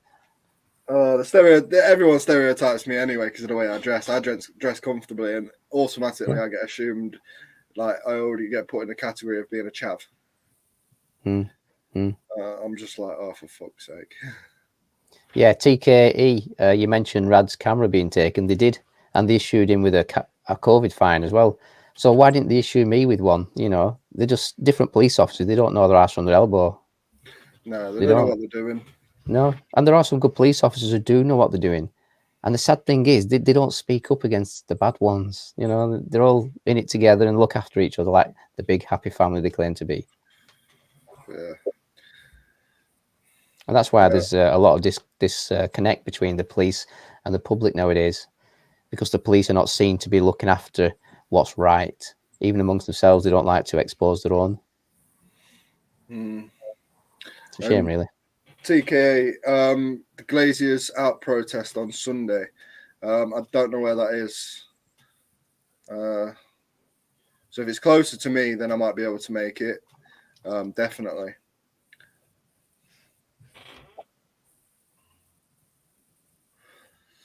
Oh, the Catwoman. Hiya, Cat. You still not got your fine. Neither have I, Cat. Mine's still in the post, I believe. Same here. I had 2 of them, and they're still in the post, apparently. But I think the next day after the protest in Bradford, it was the end of the restrictions anyway. So what was the point of all that policing? You know, like, well, I won't say the word. It seems to know what day it is and what time it is and which venues you go to. You know, crazy. Hiya, TK Media. TK Media, Old Trafford. See, again, it's quite a bit of money. Cost me about £100 to get down there and back. So if I can raise the funds, I'll try and make it to Liverpool, stay in Manchester, go to the protest on Sunday outside Old Trafford, and then return home. So if I can raise the funds, I'll be going to Liverpool and Manchester. So, yeah, donations are fully welcome on this channel. Yeah, we need mine there next weekend. Oh, yeah. Yeah, from my experience, if you're going out 2 or 3 of you and there is a confrontation, it's always good to one step right back and include the whole shot while the other is up close dealing with whatever it is. And also another wide angle from a different angle. Yeah. So like a triangle. Mm-hmm. That's just another way of covering things. Absolutely. That's just my tip. No, you're right. That's what me and GMM do. But with 3 of us, we're Ryan there as well. Like you say, you've got that triangle of angles. So, you know, there's more detail in that footage. And people get to see that type of angle compared to mainstream bullshit. Yeah. I wanted to get in touch with Resistance GB and include his footage, but I can't get hold of him because it would have put the perspective in from what happened when the police went in. So what I've done, I've just created a voiceover and said, like, look at Resistance GB footage and you can see what the police did and how people reacted, you know, to get the other side of the police when they go in. I just capture and going in and retreating. And then everything else after that, which is a bit disturbing, to be honest. That's what it's about, isn't it? I mean, capturing that footage, what some may not see. So, well, yeah, I would say that next time the police go out in London, I wouldn't be surprised if they don't go out in full riot gear, just because. And they'll use last week as an example that why they need to, which they, in my opinion, they provoked the situation unnecessarily. So political gain again, political reasons, get more police powers because they need them apparently. Well, what's this new bill or something where they're trying to get powers over certain protests where they can change the law and start to arrest people without a dispersal order or something. I don't know. There's been some bill come out where they're trying to change things. Well, even now, they still have to have reasonable suspicion of you committing a crime. You know, before they even consider you to be wanting your name and address. Yeah. But the police always go by that statement. I believe, and everything that comes after I believe is generally a lie, because there's no belief in what they say most of the time. They just arrest people if they believed. They wouldn't question you, they'd arrest you. Correct. But they question you to try and catch you out. That's exactly what I said to 2 officers when I visited Leicester. I was like, if I'm committing an offence, why have you not already arrested me? And their response was, we like to engage with the public to see what's going on, what's happening. And exactly like you said, just to try and catch you out. Yeah. And I weren't getting caught out that day. I was in Leicester. I know how the police work in Leicester. I've been arrested in Leicester. Fuck that. But yeah. On the next note, something I should have added a bit earlier on with Greater Manchester Media in as well, was this Harry geezer. I'm not going to say the full name because I don't want to blow smoke up his ass. Even though he can trip and fall and shoot himself with his own fucking weapon. But he calls all auditors stupid children. I don't know if any of you have seen the video. I haven't. It's worth a lot, believe me. It's the most argument anyone could give. This guy's an ex-copper who dealt with weapons, and what he was doing as well at the same time in that video was trying to sell a book he's written. Yeah. But, you know, this is me, and that's why I am not death, and you're bragging about shooting fatalities and shit, and then you're having a go at auditors. And he's coming out with all kinds of shit. That's why I literally just stick to the first name. I'm not blowing smoke up his arse. I'm not trying to get him views, right? But the link's in the chat, Bannerman. So in the private chat. All right, okay. So, but yeah, basically, he says things. Yeah, he says things along the lines of, if that officer's been out and had a hard day, of course you're going to get some attitude. Well, in actual fact, you should stay professional 100% of the time. You should not be going back out on the street if you feel like you're going to act unprofessionally. And things like that. Apparently, we're all stupid kids. We sit there with pizza boxes next to our desk. And I can tell you now, right, I do not have a pizza box or any takeaway tub or anything next to my desk. That's because you've put it in bin, haven't you? You've eaten it already, Ryan. That's why. Put it in bin. I actually went around my girlfriend's mother's tonight to have dinner, so... It's an interesting statement you make there about police officers being professional at all times. I've had many engagement with different police officers, good, bad, and everything else. And to be honest, the professional police officer is a professional police officer when he can remain professional. Because if he can't remain professional, he shouldn't be in the job. And I've witnessed professional police officers remain professional under extreme violence. I've witnessed that. Extreme violence. Yeah. So some people are cut out for it, and some people just want to be a copper. Yeah. But that's it. Like, I literally saw that video yesterday, and I was just looking at it. I was thinking, for fuck's sake, what you're saying in this video is completely atrocious. And the best thing about it as well is in the background, he has the Union Jack on a black background, white Union Jack with a blue line through the middle. So it's completely defaced the flag. Yeah.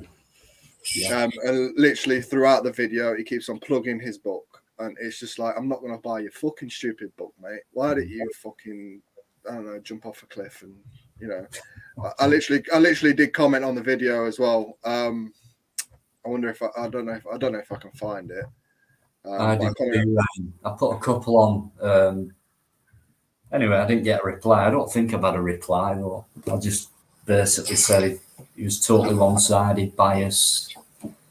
In fact, where did it come from with him? I mean, who mentioned auditing to him? Because he had no clue when he was trying to describe it. So how did he come across that, I wonder? He might have mentioned it in the video, but I forgot. But it seemed a bit strange. And then his book and bragging about weapons, and that's what he did. And I've shot and I've seen fatalities. And what kind of a guy is that? And then from weaponry and his career in the police, and he's retired and he ain't that old, so he's made £10, I reckon. You know what's gone from that to auditing? I don't. Although he says he's retired, this is why I've put the comment that I've put, because he doesn't look like that old. He does still look fit and healthy. So I've put, why don't you understand auditing before commenting on the topic? I wonder what you were sacked for. ... Question mark. No reply, Ryan, to that. No reply. No reply. I've had Catwoman commenting on it. I've had Optical comment on it, and I've had West Coast Auditor comment on it. And West Coast literally sums it up as well. He admits to joining the police force for guns, fast cars. Not once did he mention protecting the community or upholding any laws.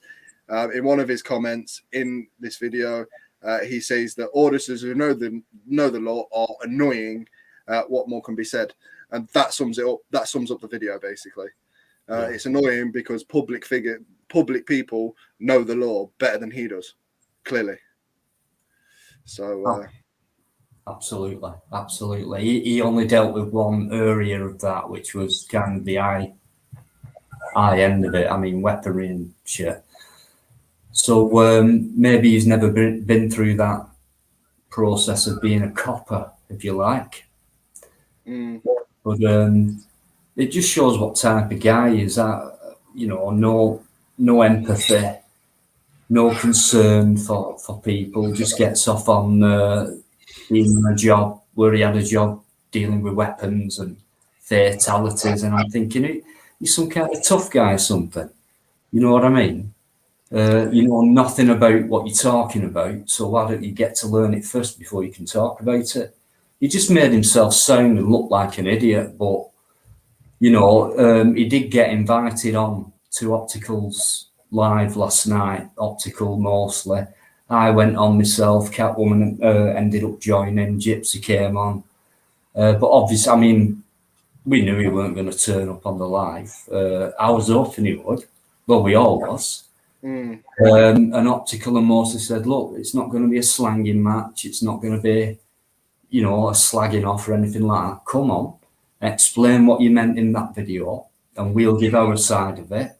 And then, learn from that. And what do you think now? Type of thing. That's what I was thinking. But isn't it? Yeah, he doesn't seem to understand auditing whatsoever. In this video, he just seems to explain that as far as he's concerned, it's stupid people with cameras. And I'm like, well, clearly we're not stupid if we know the law better than quite a lot of police officers out there, because they don't seem to know that photography is not a crime. That's it. So we have to explain that to him.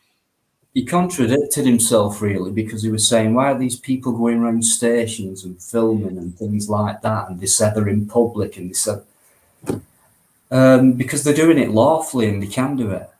He obviously doesn't like that fact. It's a legal activity, and he doesn't like illegal activity. It's interesting. I just watched 10 seconds of his footage. I'm not going to criticize the guy, but it was just interesting. He sounds like, I've heard many of an inspector at a police station speak, and he sounds like that kind of person who doesn't really understand, but he has a job to do. And having a job to do and not being able to understand, why people do things makes them not fit for the job, that even an inspector. But I will watch the video, certainly. Yeah. But I find his analysis, the way he speaks, he comes across like quite a few of the inspectors I've managed to interact with. And I don't know where he were in the police. Did you say he were firearms? Firearms and I thought the rank he was, Brian. Can you remember what rank he said he was, or did he say what rank he was? I don't think he said what rank he was. No, but I believe he was high up, and he was a firearms officer. He seems too young to have left the job, unless it's for health reasons. Yeah, I might be completely wrong by saying what I said in the comments, but there might be an underlying health issue. But he's in his videos that I scanned through quickly, he seems perfectly fit to be able to carry on with the police force. Yeah. So I agree. But let's not forget, he's written a book. I mean, you know, he's got his full head on there, hasn't he? Is it just out for the money then? Well, yeah. It might have had. I mean, the police do see a lot of situations where it's hard to take in, like deaths and things. It could have had an effect upon him, you know. But at the same time, not being able to understand why people audit, it's really quite simple, I think, to understand why a person audits once you start asking them questions, you know. But he doesn't seem to have that ability to understand yet. Yet he comes across like he's intelligent.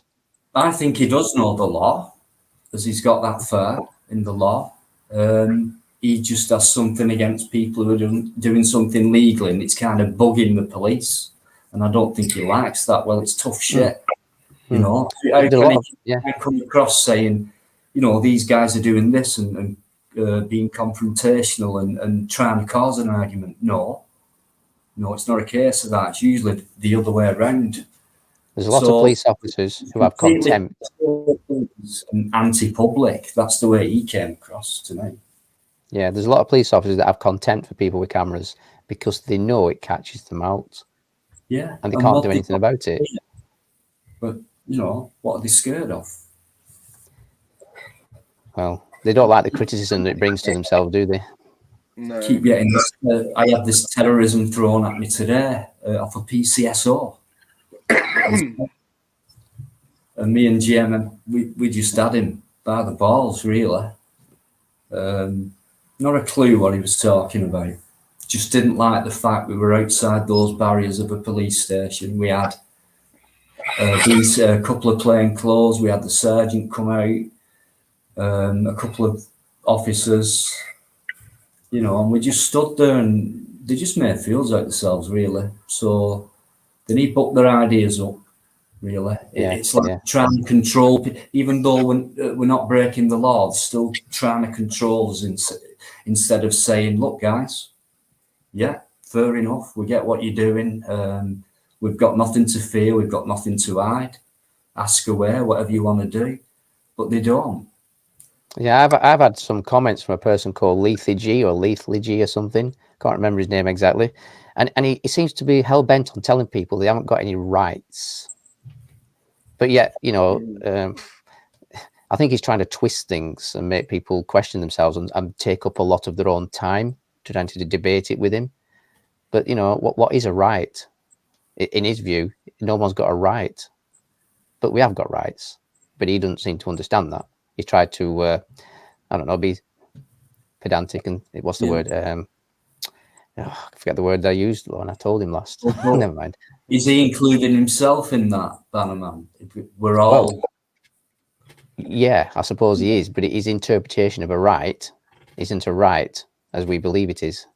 It's something else. And I really don't understand his logic.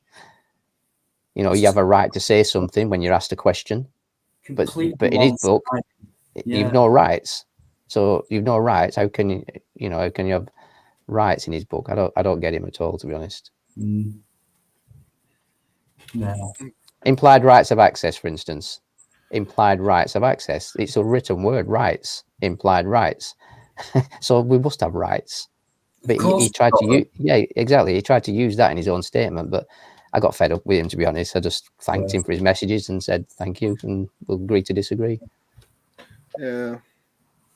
I've just literally scrolled through this guy's channel and he's doing walks through woods and stuff like that.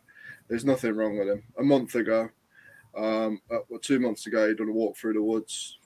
And as far as I can see, I might have missed it, but I do not think at all he has mentioned about the gentleman dying with the police officer resting on the neck, but he does mention a officer that has been lost. So an officer kills a member of the public, no mention by this ex-copper. An officer that dies gets mentioned straight away by him. So, totally biased. Yep, completely biased, and that's that. So, case closed on that douchebag. No impartiality whatsoever, just one-sided, and it's like, fuck the public, it's all about us. Well, it's all about us. I saw a picture on the quick view that I did on his video, the link you sent me, and it looks like he's got a picture of a police officer that's not even him. So what's that all about? It could be a complete shill, but just trying to sell a book. But You'd have thought it might have been a police officer of himself in a uniform, not somebody else. You know, a bit strange. I thought that. He's just after popularity and trying to sell his book. And yeah, definitely. Where's he got the auditing thing from? Why has he just? Because obviously he knows nothing about it by what he said. So why has he been inspired to make a video? He's probably realised that it's a trend, and a lot of people are jumping on it when it's really not a trend. He does say it's a trend, but it's not a trend.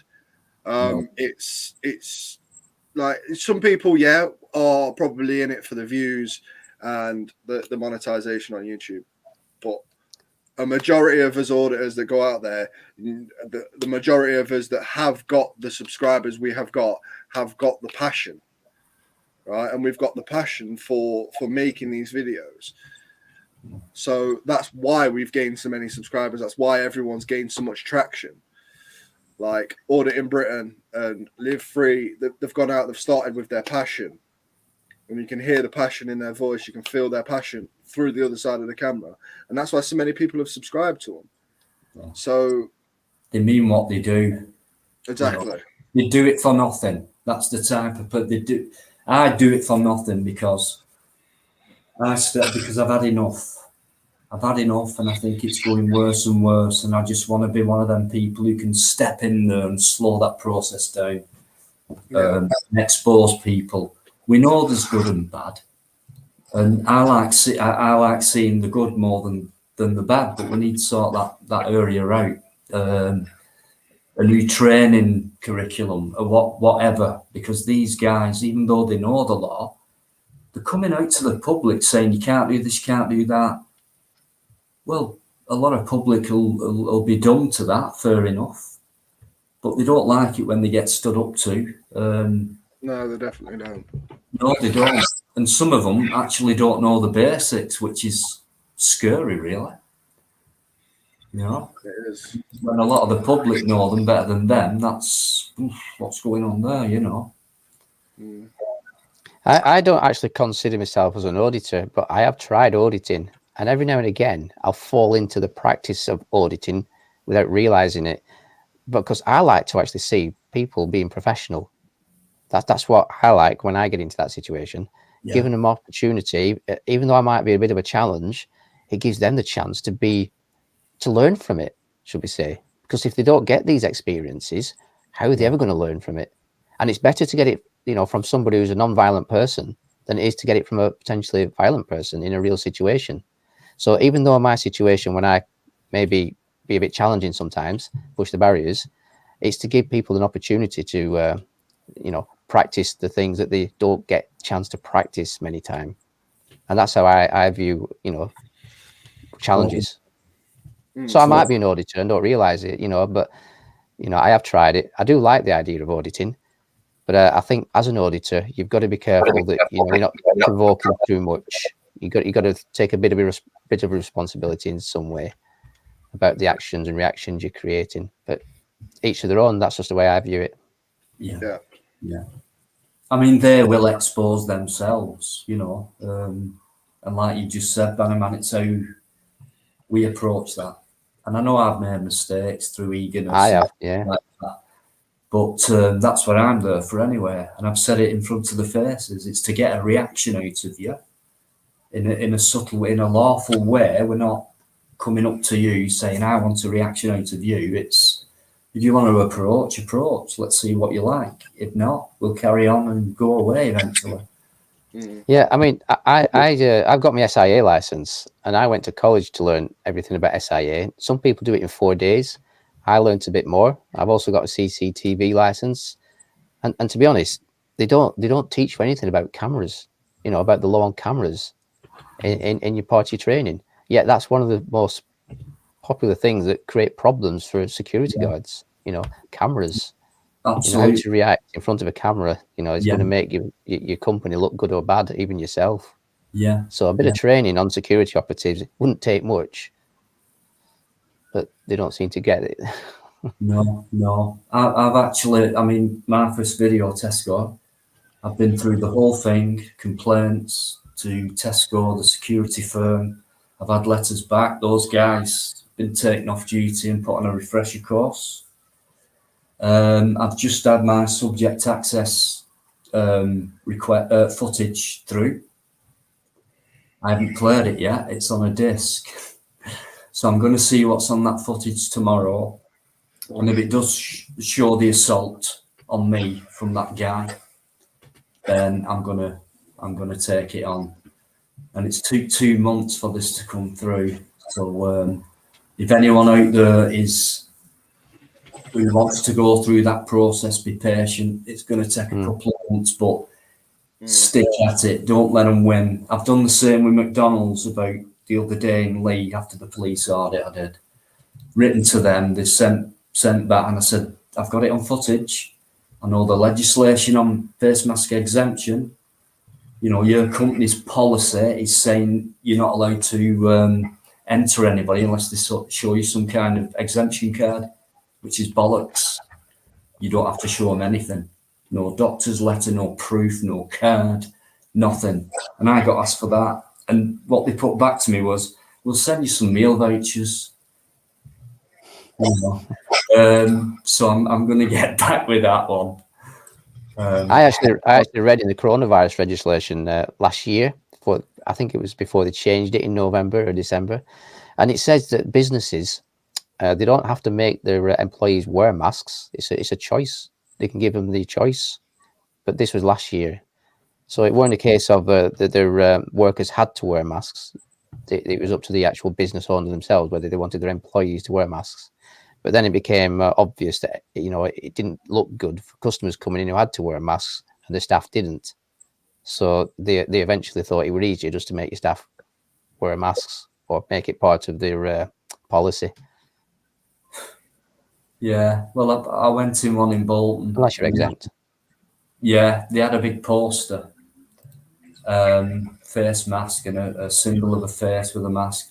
And then right at the bottom of the poster in very small writing, as it normally is, unless you were exempt.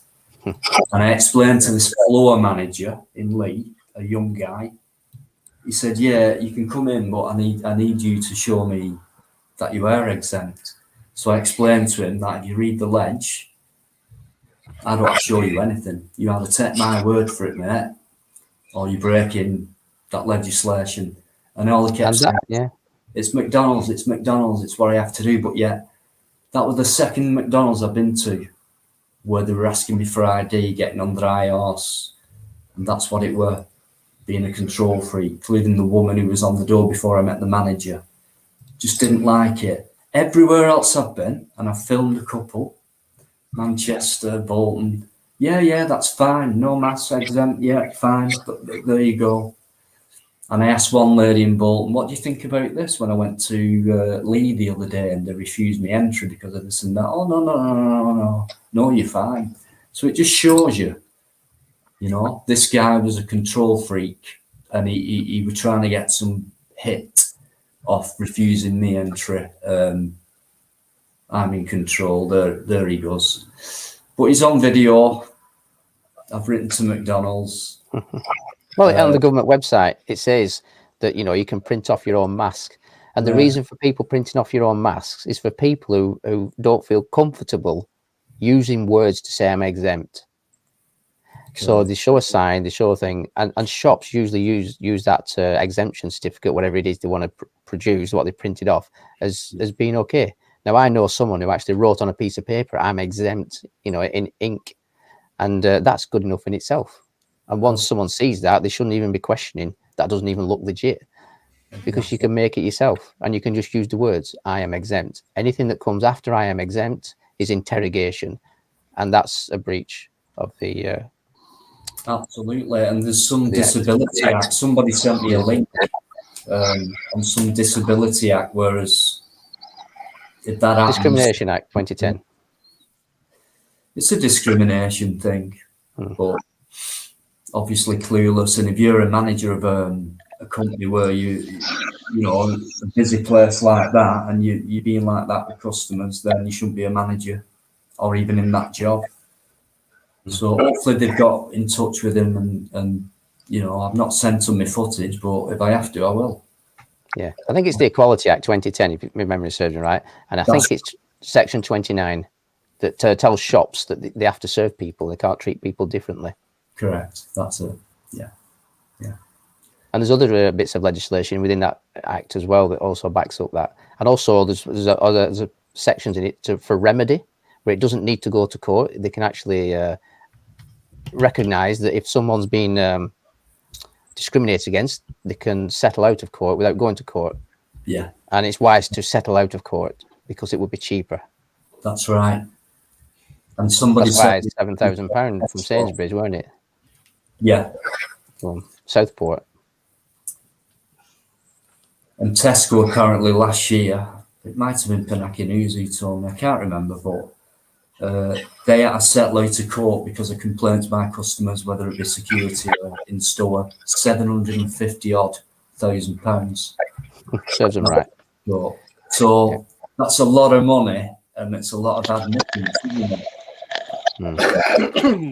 I'll shoot. Listen, I've talked today. I'm just going to shoot off while Steve in the front has just come on. Okay, mate. Well, hello, boys. We have got we have got a cunt in the live. Is there any twanging or strange noises? Only when you speak. Currently. You dirty kid. I kept my gob shut when I first came on because it's very interesting to listen to you, Bannerman. It's very rarely you say so many words. Yeah, I'm like a sponge, and usually try and soak it up. Well, it's good to hear you, Bonnie lad. Yeah, thank you, Bonnie lad. You're very welcome. It's knowledgeable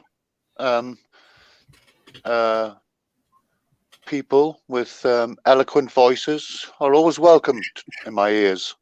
Oh, great stuff. Yeah, I'm still learning. I do get things wrong, sometimes, so don't take everything as gospel. Yeah, but I wish I had your composure. I'm built a little bit like Ryan, and the opposite of JMM and Dino and you. And even though I'm an alpha, it's a regret of mine. Although it's not a monster regret, because I do like, I do like confrontation. I'm not afraid of confrontation at all. But I wish I was much more composed. You know who's the most composed guy, I think, on YouTube? Is that Matt12128 or something? Have you seen him? Oh, has he got a little dog?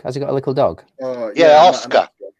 Yeah, Did you see the one where he was in the police station and he was schooling the coppers in the police station after they wrongfully arrested them and all that?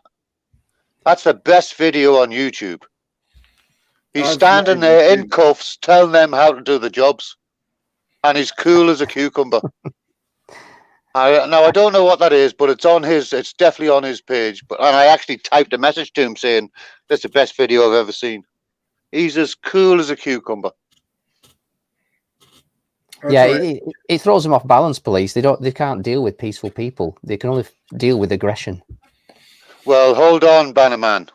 I don't post any of my videos on this channel, but I do have another channel, Serial Killer, which is like cereal, your breakfast cereal. And I'm very aggressive with the coppers. So I've I don't know how many videos I've got up there. A few, especially in the last few days, because they won't fucking leave me alone, the cunts. But you can see how I deal with the coppers, and then you can appreciate how your composure helps you than it does me. My composure ends me up 12 hours every freaking time. I had a fight with them on Friday. If you Google that one, I've got a black eye, I've got a busted thing, both my knees are fucked up, my elbows are fucked up. And when they finally got me, and there was about 4 of them, and they got me and they dragged me and beat me up in the back of the van, took me to the police station, dragged me out the van, and the copper, the copper who instigated the violence at the start, he says, "You fight like a fucking pussy. I'm a purple belt jiu-jitsu guy. I could have tied that cunt up in a knot." You know what I mean? I've been doing jiu-jitsu for about 10 or 11 years. You know what I mean? Both my children are black belts, you know? But all I was doing was holding on my phone and trying to switch my phone off so they wouldn't delete it. Now, that's just 2 or 3 days ago. And then yesterday I had another couple of them annoying me. You know, so please have a look, boys, and learn not how to do it. Yeah. So that's my point. What I try to make about police officers, they know how to deal with people who are, should I say, challenging. That's an interesting. Well, you watch how many walks of shames I've got on mine, son. They all fuck off when I tell them to fuck off.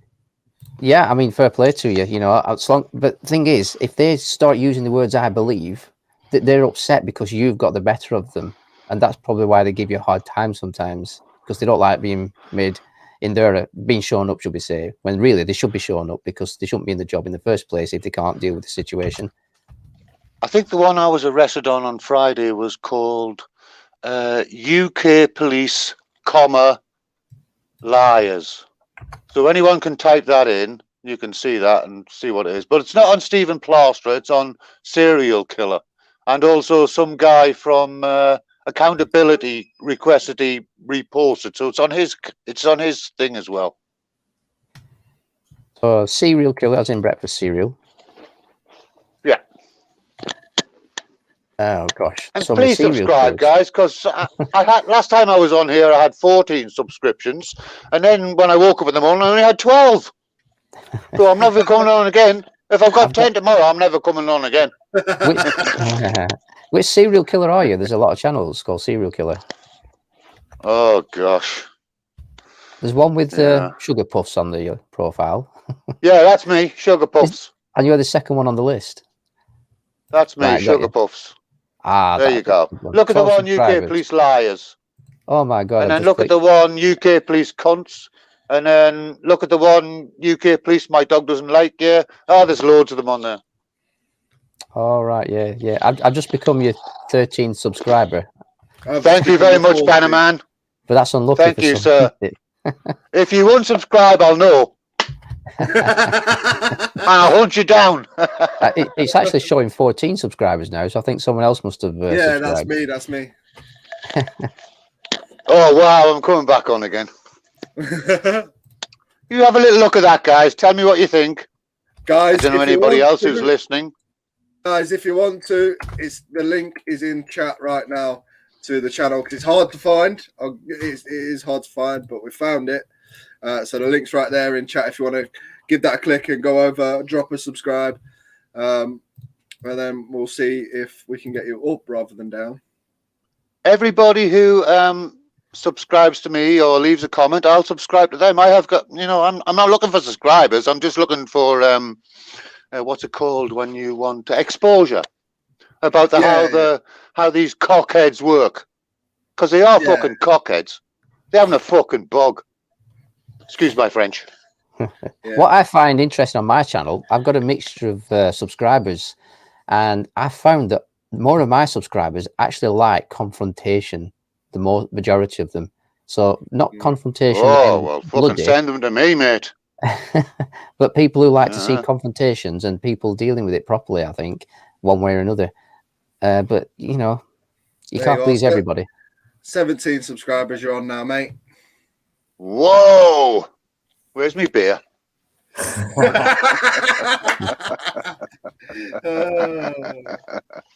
Dino. Dino. How you doing? Hello, son. I watched your there's a fight at the train station or whatever it's called. The one today. Where you uploaded yesterday or the day before or whenever it was. Some big guy told you to stop recording. Yeah, on Saturday. And you told him no, get away, mate. Yeah. Fair play, Bonnie lad. Fair play. Yeah. Fair play. Right. Yeah, that was a good one, that. Yeah, it happened. On your own as well. Yeah. I couldn't help but come across it because I've just come out of the station coming back from Rochdale Saturday. Yeah, no.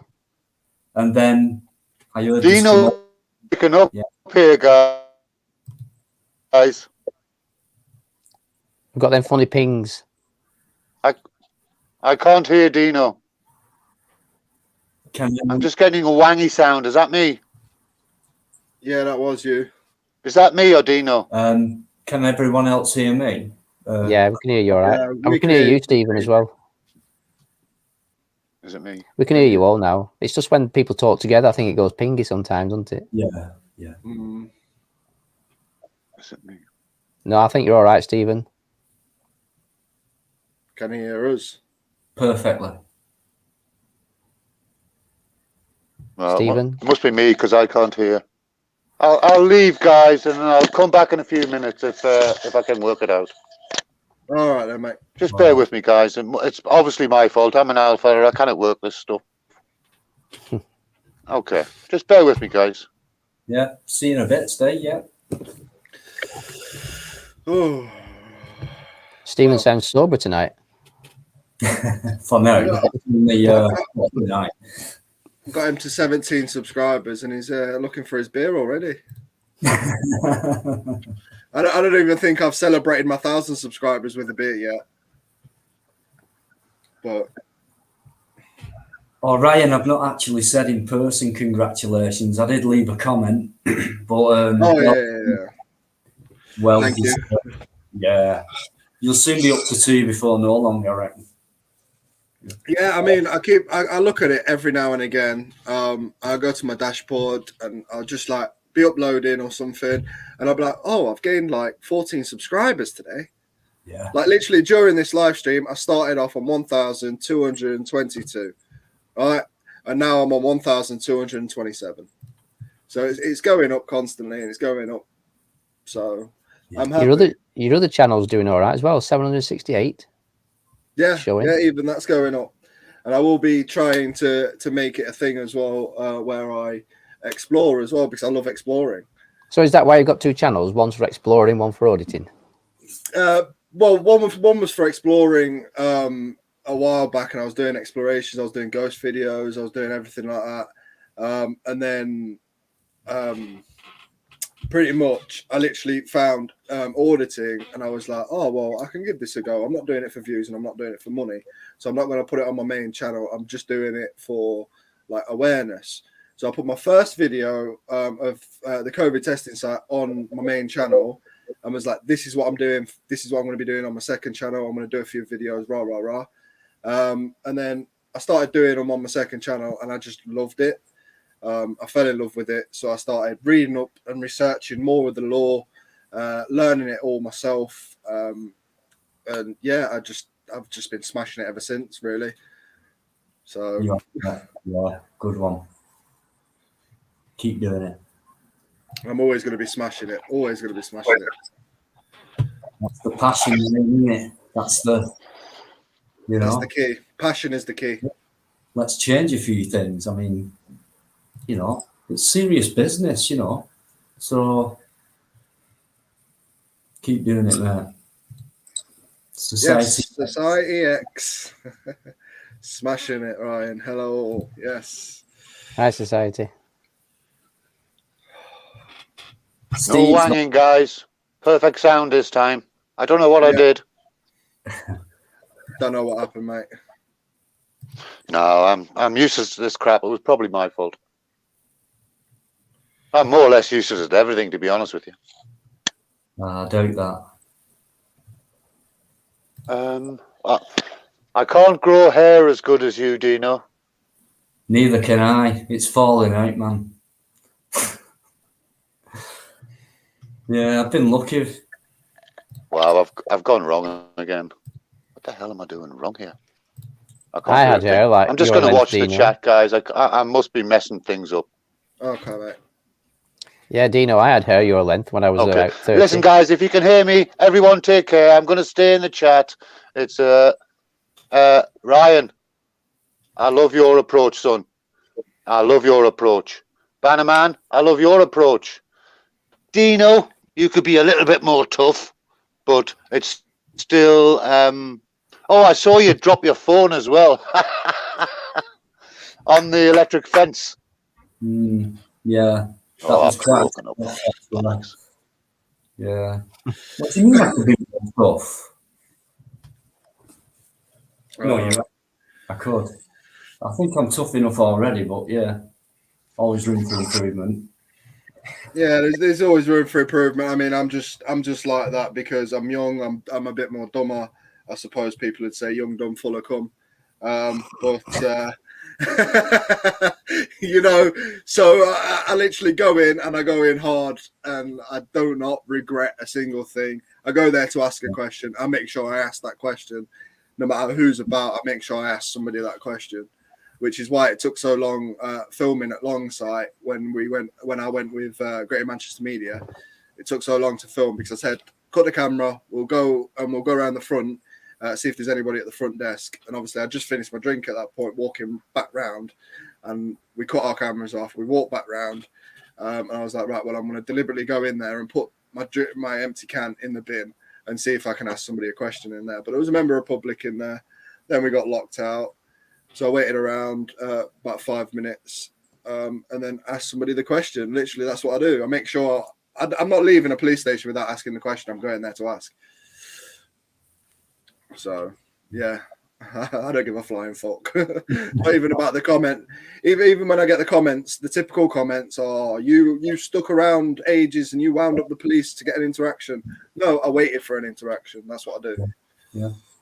I got a comment the other night, Ryan, the airport one. Yeah. Off a lady, I think it were.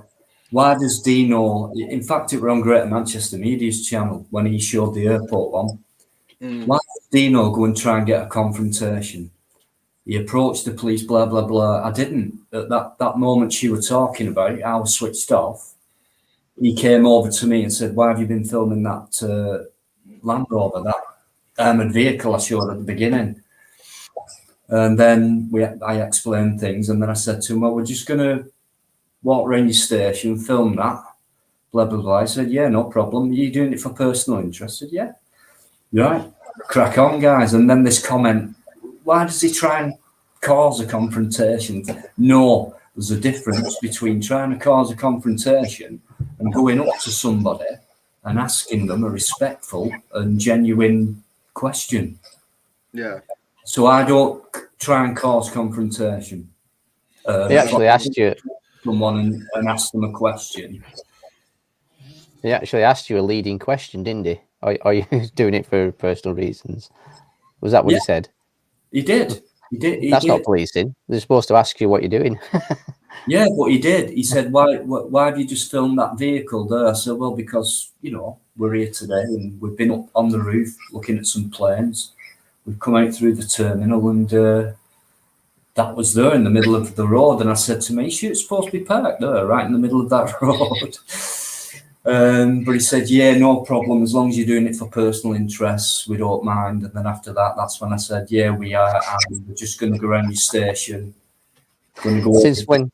Yeah, when is someone going to turn around and say, I'm doing it for terrorism? Yeah, no one's actually going to admit to that, are they? So, They don't do it for that anyway. It's just a misconception by them, isn't it? Being overprotective.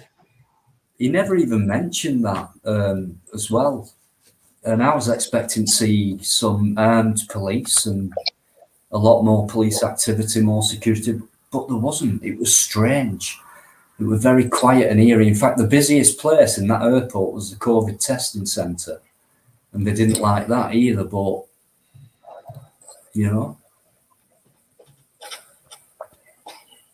But yeah, basically we got permission and... Society X. Lol, imagine. I'm planning a break-in, officer. Do you mind?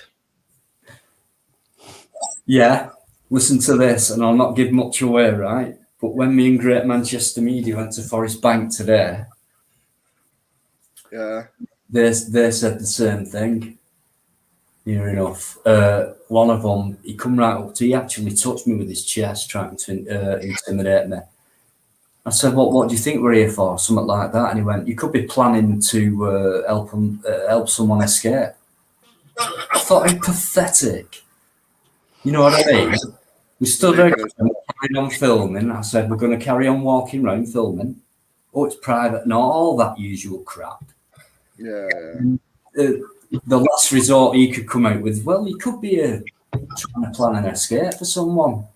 And that's where I just thought, oh, fuck it off. I'm just going to carry on going around filming. Complete tyrant. I'll put that up tomorrow, actually, that one. HMP Forest Bank. Yeah. Complete. Right, I'm just gonna jump off 2 seconds. I believe somebody else is gonna come in a second, but if they come in before I get a chance to come back, then just gonna have to wait around a second. But I'll be back in a second. You two talk about whatever you like. And yeah, I'll just be a minute or two. All right, Ryan. See you in a bit. Right. See you in a minute. See you in a bit. Yeah, I was mentioning earlier that I used to have hair as long as yours when I was riding motorbikes. What made you get Just like it? yours. Did it just cut itself? Yeah, I really can't remember. I really don't know.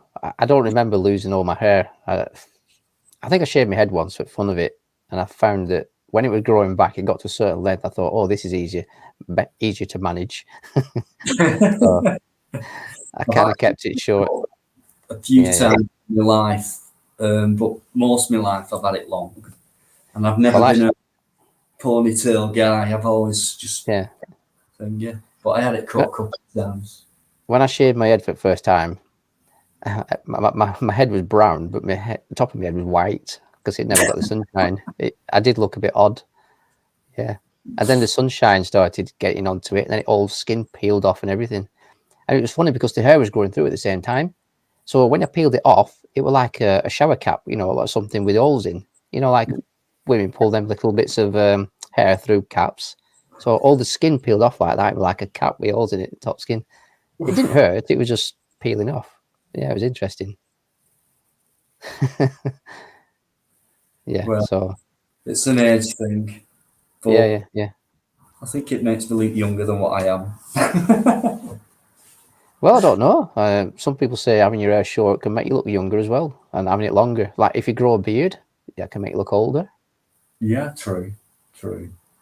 But I ain't I mean, look how young Greater Manchester Media looks now that he's trimmed. Yeah, true. True. It just everybody. Some people say it makes you look younger. Some people say it makes you look older. But I think he looks really young now. He's like just left school. Well, basically, he has. Oh, is it? I didn't know. I thought he was older than that. Oh, it was the beard made him look older. I'm going to get a bollocking tomorrow or tonight. Yeah, I bet he wishes he were in chat now. Not in the chat, but give him the evils. Yeah, he's a good guy. He is. I like him. He's all right. Yeah, he's good.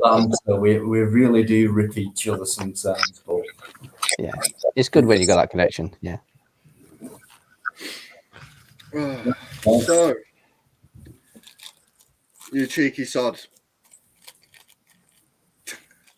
Greater Manchester Media, you cheeky sod. I know. Is that for me? Yeah, it's gotta be. I don't know whatever you was going on about, mate. I wasn't even here. I was complimenting him, I think. Probably for me then. I know why he called me a cheeky sod, because I am a bit green sometimes. And a sod's like a piece of grass, isn't it? Green grass. Fuck. Fuck. Somebody once said I were a bit square. What does that mean? And this is coming in from a Yorkshire person. Square? I'm square. Means like posh and uptight, I think. Really? Yeah, you know, if you watch them old films like Cry Baby and that with Johnny Depp. No, I haven't seen that. If you was to watch it, right, they call the posh people that still like live by their mama's word and all that, they call that a square. All right. So it's like an olden day saying. I thought that was a mummy's boy. Yeah, well, it is now, but like they're called that a square, like posh and proper, and I do things right. Oh, that sort of fucking thing. Don't ask me what that was. Don't ask me what that was. Did you used to wear it at a bingo hall, Ryan? Me? Yeah. No. I just listening to your voice then.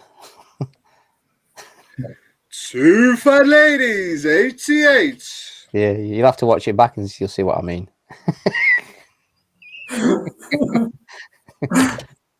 Oh, fucking hell. I've worked in a bingo hall. Yeah. I was the only straight guy in there. You know, he worked on the staff. Well, I definitely didn't work in that one then. Yeah, nice people. Yeah. Bingo, bango, bongo. Oh, that's another one. Bongo Bingo. Have you heard that? That's a rave, that, isn't it? Have you ever? I believe they do bingo and then they have like rave music in between. They get up on tables and dance and all sorts. It's for young ones. Bongo Bingo. Or Bingo Bongo. Have Yeah. no fucking clue. Yeah. All well behaved, but they're up on tables dancing in between games of bingo. Yeah, straight up. They were only last year before lockdown that they were still doing it.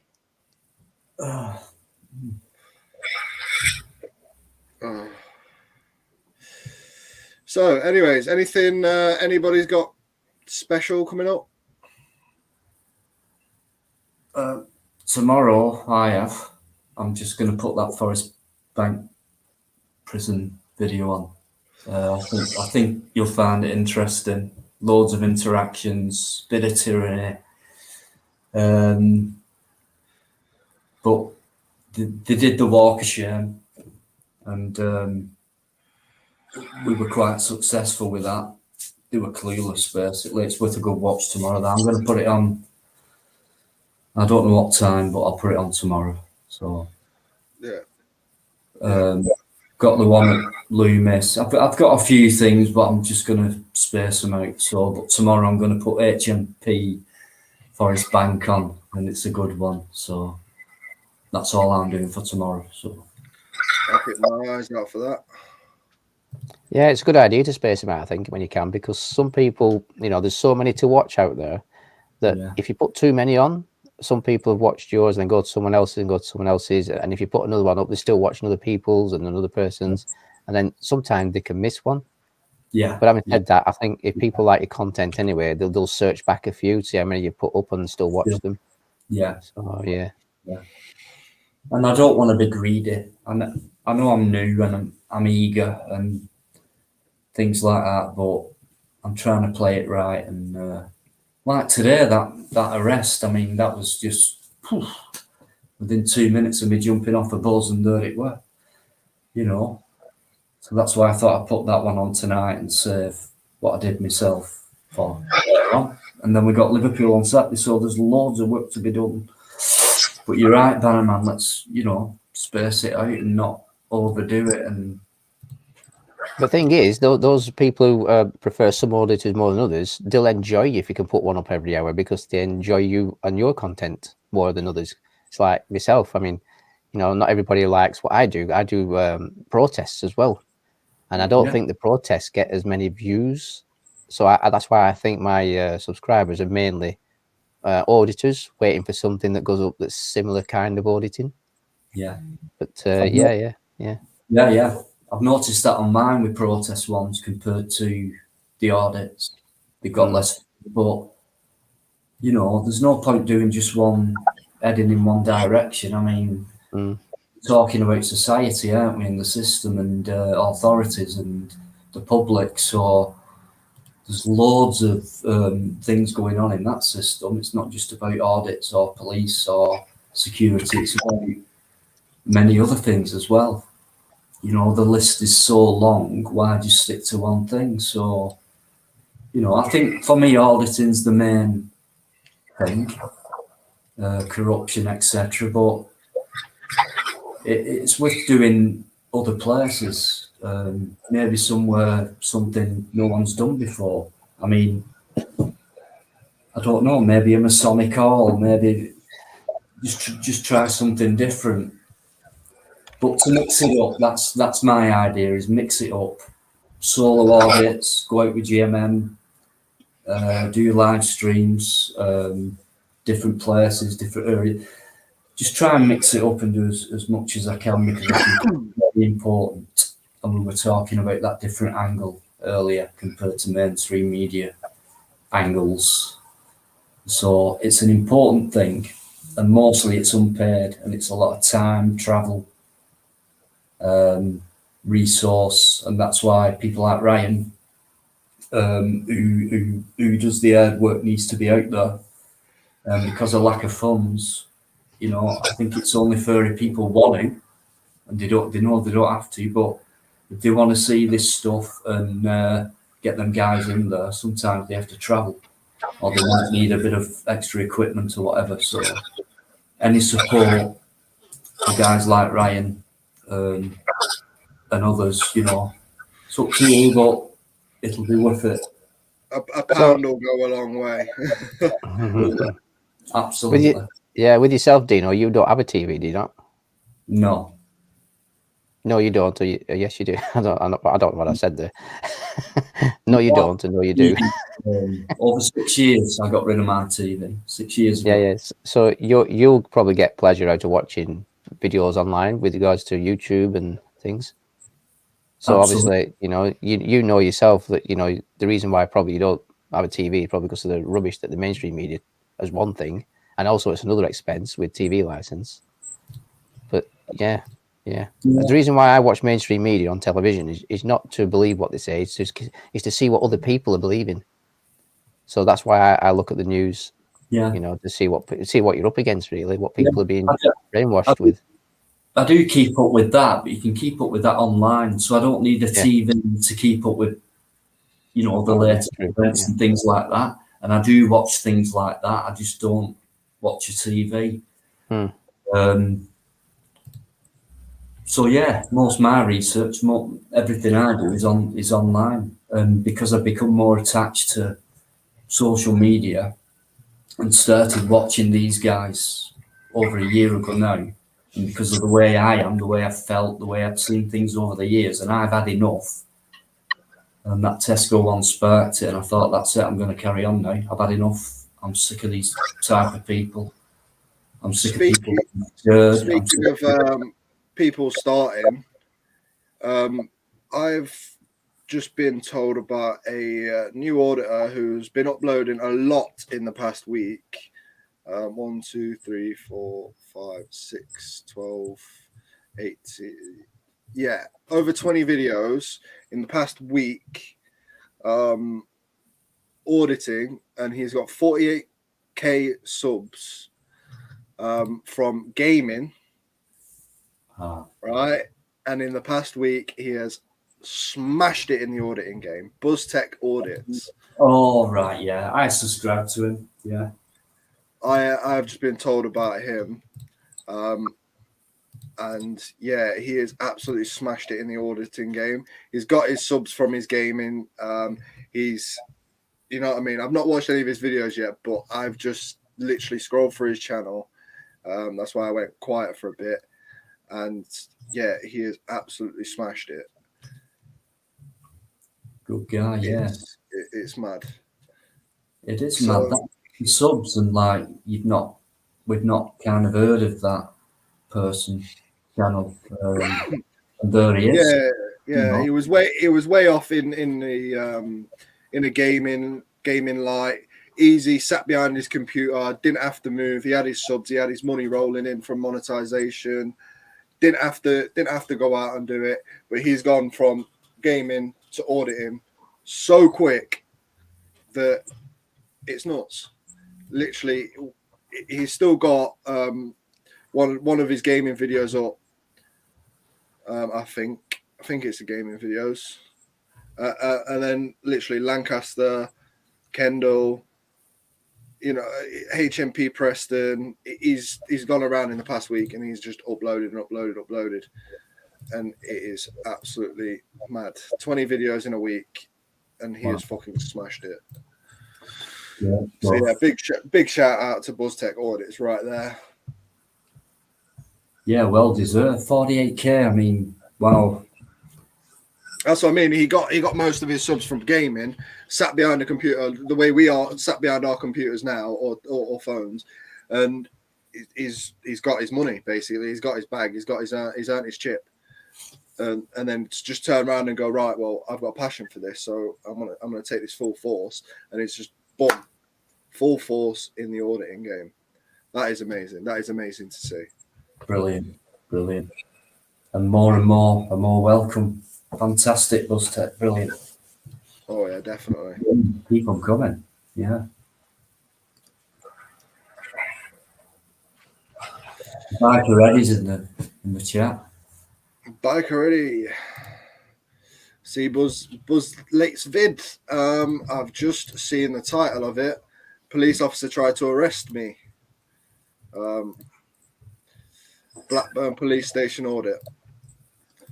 So I think he is one to watch. One to watch, definitely.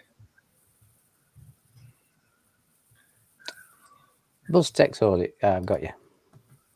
Yeah, I put the link in the chat in the live. Yeah. Cheers.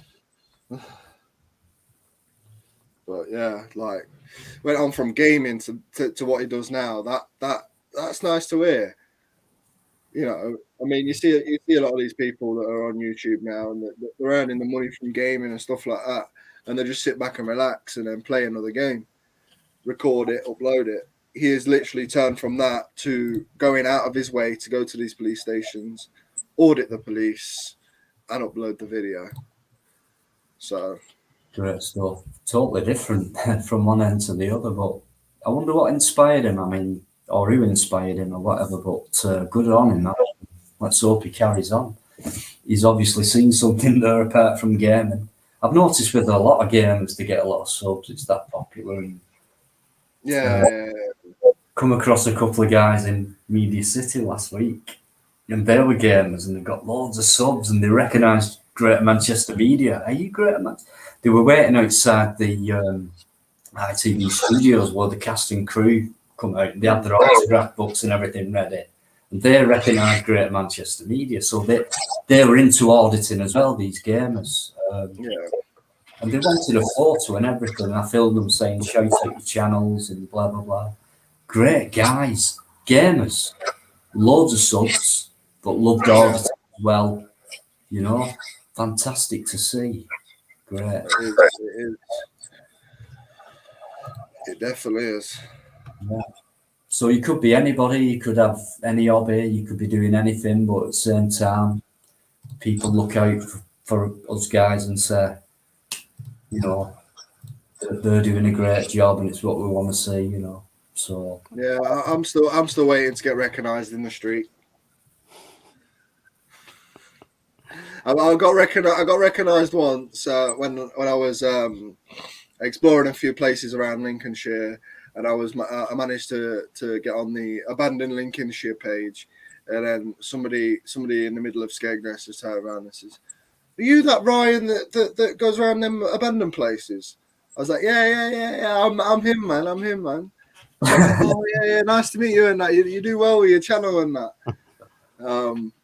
But that was literally about 600 subs when I was on that channel. And this channel had 55, believe it or not, when I first started auditing. And my first video auditing was, let me just scroll back and tell you guys. My first video auditing was on January the 18th. So within 3 months, I've gained over 1,000 subscribers.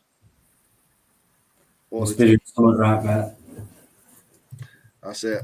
And 2 months in and 690, something like that. So can't believe it myself, but I know it's the fastest growing industry. It's weird, isn't it? It needs to be done, and I said to everyone, get out there. You know, if you see any situation, any corruption, any shit going on, get your phone out, get your camera out, get it filmed. Don't take any shit, unless you know you're doing something wrong or whatever. But don't be afraid. And it's always hard the first time round, extremely hard, and it's always a nervous thing every time. But that's a good thing in some respects, and you get more confident, more determined, like that guy, the Harry person. All he did, and I left a comment saying, all you've done, mate, is spur auditors on further and made me, myself, more determined to go out there and do more. Yeah. So that's what he was. So, yeah, you know, the more and more people, because there's lots to see, lots to capture. Get out there. Is this true, Bannerman? You can't walk around Sheffield without being spotted. Well, with police officers, they see me coming a mile, even without a camera. Yeah, they do. And it's not something I'm proud of, to be honest. But I'll be honest with you, there are some good police officers in Sheffield. I'm going to say some. There's one inspector I just had a phone call with recently. He ended up putting the phone down on me. I will upload that audio recording soon. Cheeky sod. Yeah. He knows who he is. Well, they'll all recognise his voice when they hear it, because I know the Sheffield police, they do watch my channel. Some of them said they enjoy it. Yeah, they like the fact that, you're going about this in such a way that, you're not being overly confrontational. You're giving people an opportunity. But also some police officers think I'm a right pain. And I'd have to agree with them. But it can be. Yeah. Yeah. Biker ready. Sorry, mate. I got stuck somewhere else. I wasn't able to live stream that day. I wasn't at home. I wasn't at my home location. So, yeah, I kind of fucked up there. But it was a shit game anyway. Scrappy game. And, yeah, pointless even watching. But there we go. That's my view on it right there.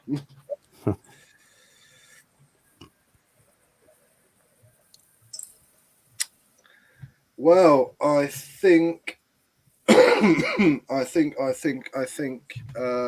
police stink, as serial killer just said, because you smell them from 2 miles away. But I think when Dino gets back, I think that might be all we have time for. Running out of things to talk about, I think. Yeah, well, maybe it'd be interesting to let people know what it's like to be, what's the word? The host, Ryan. What's it like to be a host? It's difficult. It's difficult. You've got to check everything, do everything properly, and yeah, it's difficult. Like when Gypsy Auditor was in the chat saying to watch his video, that watching that video won't be beneficial for his channel, but speaking about it and sending subs his way is. So, I've got to make that decision without actually offending him. Yeah, that's always going to be hard. I mean, with social media, if you sent it in a message, it's easy to upset someone. So verbally, over a telephone, it makes it easier and understandable. The context is better when it's done, over a telephone or face-to-face. Some messages can be taken the wrong way. I sometimes feel like I over-explain in my messages, and people say to me, what do you write it so long for? But it's to try and give context, to say that I'm not upset. Because I do fear that people do miscomprehend some of the things and misinterpret what I say sometimes in a message. I'm always easily misunderstood, I believe. Yeah, I can be misunderstood quite a lot of the time. Like when I've been out auditing, they say I've come across aggressive and try and relax me when I'm perfectly relaxed and I am fine, and they're on the back foot instantly because they think I'm coming across aggressive when I'm not. So like even face to face, sometimes I get misconstrued. But I can send a message to my mum, and my mum will be like, "What are you taking that attitude with me for? Don't talk to me like that." I'm like, "I'm not, Mum. I'm just busy. I'm just busy. Like I've just typed you a quick message. I'm just busy." So yeah, it is very, very difficult to put that fine line in. But just to answer Greater Manchester Media, my plans for the week is just to finish off some video editing from London, and tonight or tomorrow I'm going to upload that the ragging around of a police officer in a blue bib and how he managed to not get arrested for it, along with how the police build-up was just before the piled in, should we say, in marching in. Yes. When you putting that, Bannerman, sorry, when did you say you're putting that up? I was hoping to put it up later tonight, but it'll probably be tomorrow now. But I'm gonna go off this live stream, now, and just put the finishing touches to it, just to add my viewpoint, because at the end of the day, it was shocking, and I shouldn't always hold back with my views. And some people say I should, because you're not being an unbiased person, but at the end of the day, I'm still a human being, still got opinions, and they do affect me what I see. So I just share my points of view. They're my points of view, not necessarily the same as anybody else's. And so you should. Well done. Well, it is what it is, isn't it? Yeah. That's it. And Dino, your plans for the week? Up to now, nothing till Saturday, which will be Liverpool. But well, yeah, I've got somewhere in mind for a solo, but I'll not say anything yet. So before Saturday, hopefully an audit on my own, and then off to the protest. Yeah, just watch them police officers. Yeah, they don't know to reason. Just remember that when you talk to them. You need to be careful around Liverpudlian police officers. Yeah, I know that. Mind you, I didn't help myself when I said to him, "I want your number," and I did say your policing was a bit overzealous. And then he stole my camera. Oh. So yeah, just watch yourself. I'd say that's my opinion. Yeah, we'll do. I'm looking forward to it though. You know what I mean? I've heard so much about Liverpool and protests and etc. So it'd be interesting. I'll not get in trouble, I promise. Well, you don't intend to, but you just never know where it's going to go, do you? Everything's unpredictable. Exactly. I keep saying that. You never know. You never know. So, You'll never touch an electric fence again, will you? I don't know about that. He'll only do it to see if it's live. At times, I probably end up will doing, but I think someone said in the comments before, don't piss on the electric fence. Well, I can't guarantee that, guys. Sorry, it's just where I am. I bet that'll sting. You might get a knob shock. Do with one, mate. I'm too old for that. What's that mean? I don't know. I'll Google it. But piss on an electric fence, you might fucking have the best sex of your life.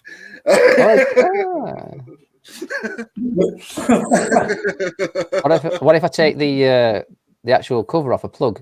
Will that be shocking? If I just pee on a end of a plug, plugged in as well, switched on. Is that what you mean? Will that be nice?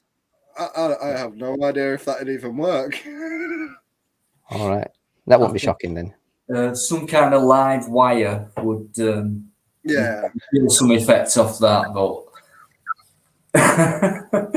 it bloody hurt. I tell you, it did hurt, and it's there's only small marks, but it's kind of bruising a bit, smarts, but yeah, I only realised a few seconds later what had happened. Like, gosh, what an idiot! But yeah, I learned from that. Have you touched an electric fence for cattle? Is it similar to that? Yeah, but stronger. So it's stronger than that. Wow. Because I've had hold of an electric fence for cattle. Yeah, I've touched one of them. Me too. But believe me, this was at least twice as long. It's designed to make you let go, though, isn't it? It's not, It's Definitely did that. I dropped my phone and everything. Wow. And I didn't realise I did that until a couple of seconds later. Like, it was weird. But it serves me right. Did you actually put your hand through the fence? Is that what you did? Yeah, there's like an outer fence, aluminium fence with a gap about, I don't know, is it 2 or 3 inch? And then just beyond that, there was 4, maybe 5 wires, which I didn't see, within maybe a foot of that outer fence. So as I got the phone round the outer fence, I kind of hit the wires which I didn't see, and that's where I dropped it. I was constant that all the electric wires mainly were around the top, and because we went round the side and it come to a dead end where the trees were, I didn't actually take notice of those electric wires. But yeah. Well, I'm going to get something to eat before I start this final edit on the video. It's been nice chatting to you all. You too. And always good to see you, mate. Great stuff. Yeah, good to see you. And it'd be interesting to see your footage from Liverpool if the camera doesn't get seized by the police. Well, you never know, but I'll try and not let that happen. I'll put Yeah, a couple okay. tomorrow. That'll be interesting. HMP Forest Bank. So Nice one. Right, so good night. Good night to everybody in chat and Greater Manchester. Obviously, you're still there. Beans on toast, it is. Yes, you're right. See you all later. good night, guys. Cheers, mate. Nice one. And then there was just two. Well, yes, like Greater Manchester Media just put in a comment, mostly Insects and Optical Turnkey are live on Mondays at 7 p.m. Yeah. So if you want to watch them guys, watch them guys. We will be back again next week at 6 p.m. for a Tuesday night debate show. And yeah, always great to have people on, especially you, Dino, up and coming. If you're not subscribed to Dino, make sure you do. I did leave his link in the chat earlier on, and I believe you gained subscribers from it. So, yes. So, yeah, it's always good to have you on, Dino. Greater Manchester Media, I know you're in the chat. It's great to have you on as well. And yeah, he does a lot of work behind the scenes to this live show. So everyone make sure you subscribe to him as well. And we will be back next week at 6 o'clock. I will be uploading videos throughout the week as well as other auditors that have been on tonight. So yeah, keep yourselves safe, guys. And I will catch you on the next one. Peace. Good night, guys. Thanks, everyone. Nice.